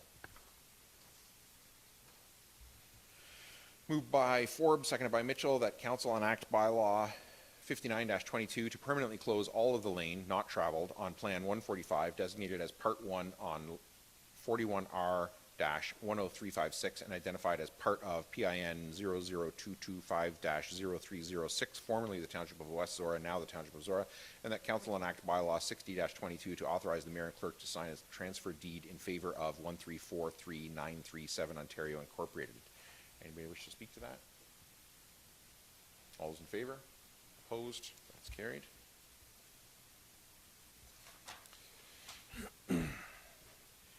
And 8.6C, sorry, C, which I, just to clarify, I do not have a motion on yet, so keep that in mind as we go through this. And Karen, is there anything you want to highlight in that report on, report number 2022-150 from Director of Corporate Services and the Oxford County Development Planner regarding backyard chickens? No, I'll just leave it to council. Unless Spencer, did you have any? Nope, I think I'm okay. Questions from council on the report?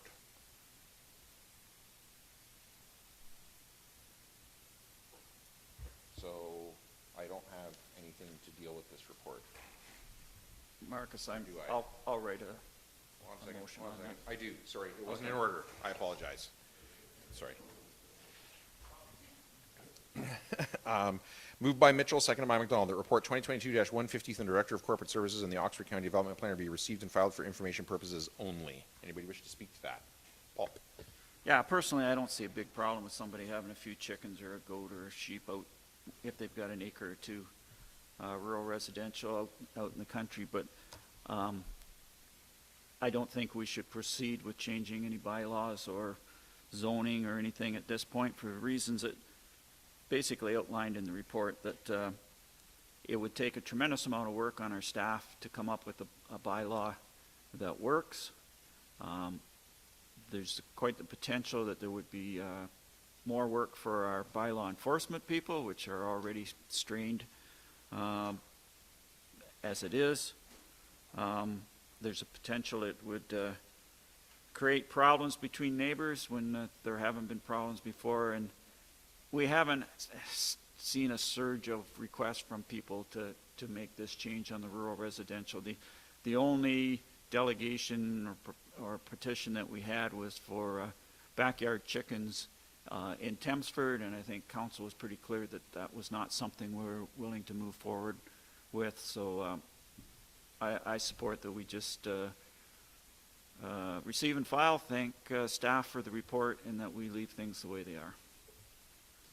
Anyone else? Steve? No, I agree. Just, I have no issues with people having animals, farm animals, domestic, whatever you want, outside of residential areas. But they don't belong inside village borders or city borders. Anyone else? Moved by Mitchell, seconded by McDonald, that report 2022-150 from the Director of Corporate Services and the Oxford County Development Planner be received and filed for information purposes only. All those in favor? Opposed? That is carried. absolutely. And I just wanted to take a second to thank staff for writing these reports. Like, I mean, I know that's what you're here for and what your job is, but when we're asked things and, you know, we're considering here, especially when delegations come from the public, I think it's always worthwhile for us to take some time to consider different changes, how, you know, do we need some updating? And we asked for these reports because they definitely help. Like, in reading this, it helped solidify for me the position that I'm taking on this issue, stuff that we hadn't considered. So sometimes when we ask for a report and the information comes back and then we end up not changing anything anyway, sometimes it feels a little bit like, oh, we made you do all that work for nothing. So I just wanted to say it's not all for nothing. The information in these reports are really fantastic. And it's not my job to tell you that, but I appreciated it, so I wanted to say so. 8.6D, Report 2022-147 from the Corporate Services Intern regarding the proposed procedural bylaw changes. Maggie, is there anything you want to highlight in that report for council? No, there's not. I'll just leave it with council for questions. Questions from council on that report?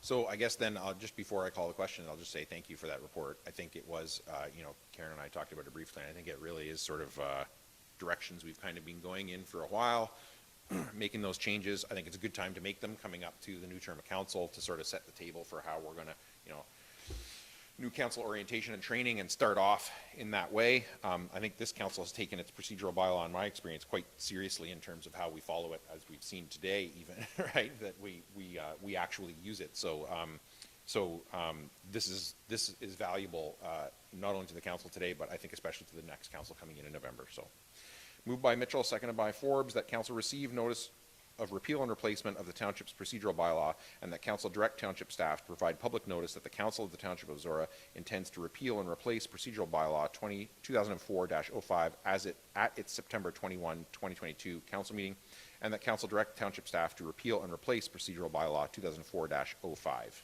All those in favor? Opposed? That is carried. 9A, exemption to noise bylaw from Tavistock District Rod and Gun Club. Are there any questions from council for staff on this before I read the motion? One from me. I think there was one other request for noise exemption from the Rod and Gun Club this year, I think, correct? One other? Correct, there was one in June. Okay. All right. Anybody else on this? Moved by Forbes, seconded by Mitchell, that the Township of Zorra Council approve the application for exemption to the noise control bylaw submitted by Tavistock and District Rod and Gun Club for an event held on October 24th, 2022, and that the Tavistock and District Rod and Gun Club distribute an informative handout with the event information to all surrounding neighbors by October 10, 2022. Ron, as the mover, did you want to speak to it? Paul's the seconder. Anybody else? Steve? I think it's great that they're training younger people how to safely use firearms, but in preparation for the pheasant hunt. There hasn't been a pheasant seen in this township for 35, 40 years. I guess I have two slight concerns about this. I think I'll be voting in favor of it. We have an exemption policy in place for exactly this reason, so this is appropriate. But the two concerns that I don't feel I can really go forward without expressing are, you know, 2 exemptions, no big deal. I think when you get to sort of, if there's like a third and a fourth in a year, to me it starts to feel like you just don't like, and you just want exemptions all the time. I don't think we're there yet, but it is a concern that I have. And the other one is that it makes it clear in their request that they have the 3 hours in the week. They just don't want to use the 3 hours within the bylaw for this. But they could. So I guess I say that to say, you know, I think I'm going to vote in favor of the exemption, but like, maybe more like this than like this kind of thing, you know. So anyway, that's it. So if anybody have anything else? All those in favor? Opposed? That's carried. And boards and committees, 10A, Upper Thames, update from Paul, and 10B, Zorra Multi-Use Courts, committee logo. I have a motion here to receive and file for information on both. Does anybody want to do anything different than that? No? Then, Paul, I'll turn it over to you for your Upper Thames update. I have actually 2 events to report on for the Upper Thames this month. First was Species at Risk Friends and Family Day. It's been an open house. It was the first time we'd been back at the Upper Thames headquarters. That was Thursday, August the 18th. There was about 100 people in attendance at this, and it opened up with a presentation by Scott Gillingwater, who's the head of the Species at Risk program. And he gave a presentation in the boardroom where he talked about the various turtles and snakes in the Upper Thames watershed, what they look like, some of their features, and their endangered status at this time. And he talked about the hazards facing turtles and snakes. He went on to talk about the turtle hatching program and how it's evolved over the years. When he started out close to 20 years ago, for the first few years, they tried to assist the turtles to hatch in their natural habitat, and that didn't work because they were getting less than 20% hatched out. And since that time, they've collected the eggs and hatched them in incubators at the Upper Thames headquarters, and they now have 90% hatched out. And those hatchlings are then put back in where they came from within a day or two of hatching out. He also introduced his team that works with him and do the work on that. We then split up into 4 groups, and we visited the 4 different stations, and the one my wife enjoyed the most was the baby turtle station, where they had hatchlings from half a dozen different turtles. And what was kind of cool was that there was 2 albino snapping turtles that were like this big. So then we went to a station where one of the staff members showed us the various equipment and talked about how they find turtles and snakes, what they do to identify them, and the work involved in that. Then we went to the turtle lab where we were showing the incubators, and they keep them in plastic bins. And they showed us one bin that was hatching out. And then the final stop was with Scott himself, where he had 2 tables, and one he had the shells of all the turtles in the Upper Thames watershed and showed us the markings and their construction and everything. And then he had a table of death, where he had turtles that had been run over and shot and attacked by wildlife and stuff, to show us what happens to these turtles, and why they need to be protected, and they need our assistance. So that was interesting. So if there's any questions on that event.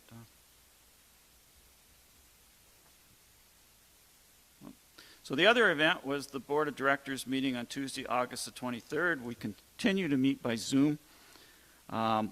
It kind of baffles me why we could have 100 people in the boardroom on Thursday, but we couldn't have 25 people the following Tuesday for a board meeting. We did find out that staff has allocated $35,000 for audiovisual equipment so that we can have hybrid meetings, but apparently that equipment is back ordered, so until that arrives and installed, we'll be still to meet by Zoom. First item on the agenda was a notice of motion moved by Tony Jackson and seconded by myself to suspend the vaccine mandate for staff and new hires effective immediately.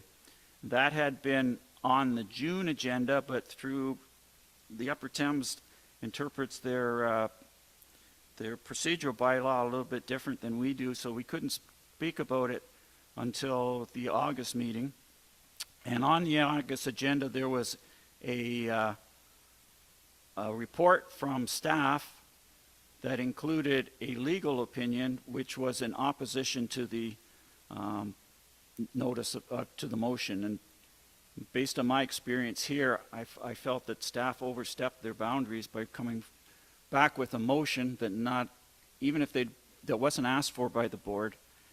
Even if they'd brought a report, I thought it should have been neutral and not been for or against. Both Tony and I spoke in favor of the motion. I thought we made a number of good points, but the main ones that we made were that the purpose as stated in the motion was to prevent to minimize employees' risk of infection and to reduce the risk of transmission. And as it turned out, the policy didn't work because all kinds of people got, it was widespread. COVID was widespread, so it didn't prevent that. The second point we made was that our staff should be able to assess their own risk and how they are going to deal with it. And the third point was that there was some hypocrisy in the policy, because part of the policy said that staff were required to get booster shots, which is not being enforced. And there's nothing in the policy for other vaccinations, mumps, measles, and all the other ones that most of us have, or for annual flu shot. It only applies to COVID.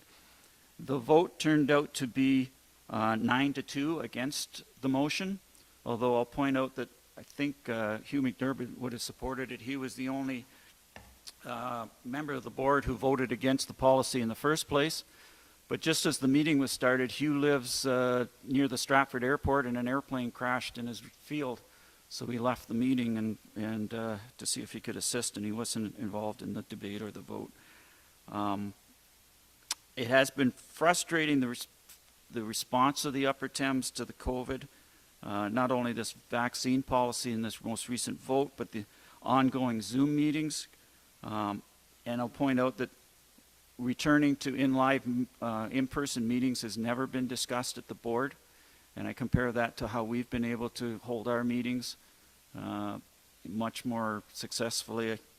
And the other source of frustration for me was that the Upper Thames headquarters didn't open fully until July of this year. So some other points, but I'll hold it at that. For the rest of the meeting, we had a mid-year financial report and budget revisions. There was nothing of real shocking in there. We're basically on line with what we predicted. We voted to increase the mileage rate from 50 cents to 61 cents a kilometer to be more in line with what other people pay. The Section 28 report, there was one permit in June and July in Zorra Township. That was for Enbridge working on a pipeline. No violations. Upper Thames has received $230,000 from a federal program, federal funding for in-person events to celebrate Canada's emergence from the COVID-19 pandemic. So there are events planned from August 27th to February 20th in 9 locations. 2 of those will be at Wildwood. There's a long list of organizations that are partnering it, and if anybody wants more information, it's on the Thames River Events.ca. And the last item was that there has been a new general manager hired for Conservation Ontario. She starts September 19th. Her name is Angela Coleman. She spent 20 years with South Nation Conservation Authority, which is south of Ottawa, where she's currently the CAO. She's also a lawyer, and she's an instructor with the Association of Municipal Clerks and Treasurers, and she and her husband are farmers. So she has a huge wide background, and I'm sure is more than qualified to handle the job. So that was the meeting. Any questions for Paul? Anybody have, can we look at the Zorra Multi-Use Courts Committee logo? Anyone got it? Can we get it on? Yeah, there it is. Awesome. Love it. And can we just, I don't know if council got the background on this, but who did this? Can we give a little bit of a brief description for council on who did this? And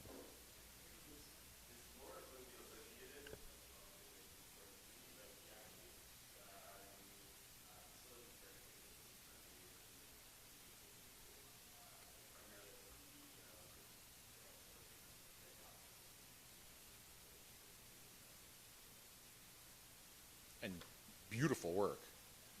Like, that's just fantastic looking. Katie. She happens to be a graphic designer, and she also works, I believe, part-time at JC Graphics. So she's highly, highly qualified. She did a wonderful job cleaning up the logo, and I think we're really lucky to have had her involvement. We're going to be getting this on T-shirts ASAP.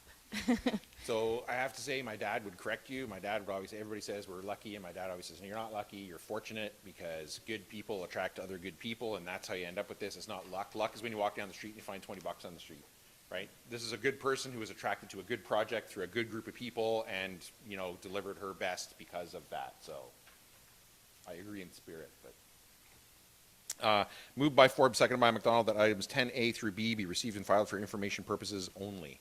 All those in favor? Opposed? That's carried. And 11, I have for information items, I have a motion to receive and file A through F inclusive. Does anybody want to do anything different than that with any of them? Anybody got any questions on any of them for staff? Moved by McDonald, seconded by Forbes, that items 11A through F be received and filed for information purposes only. All those in favor? Opposed? That is carried.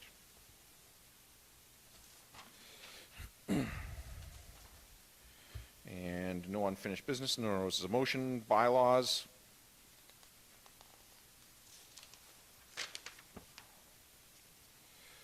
Moved by McDonald, seconded by Forbes, that bylaws 59-22 and 60-22 be taken as read a first, second, and third time and finally passed, and further that the mayor and clerk are hereby authorized to sign the same and affix the corporate seal thereto. All those in favor?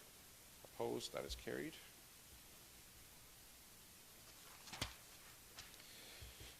And items of community interest in the calendar. So where are we now? So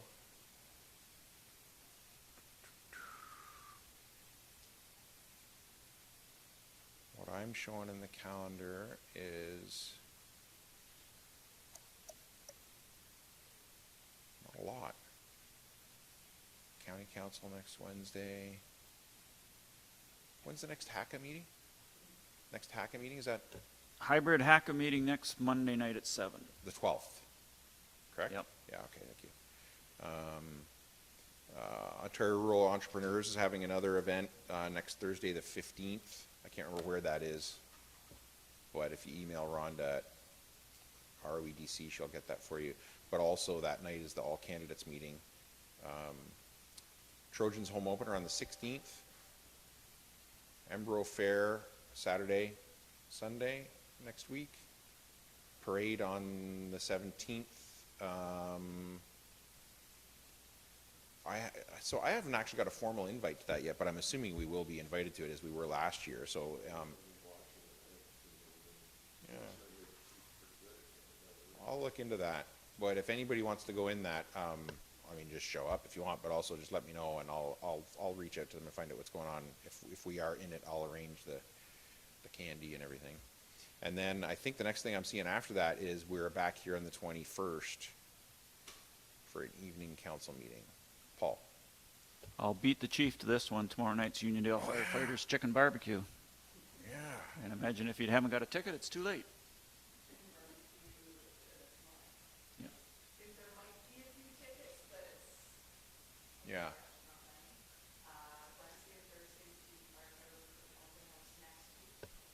Yeah, thank you. Thank you.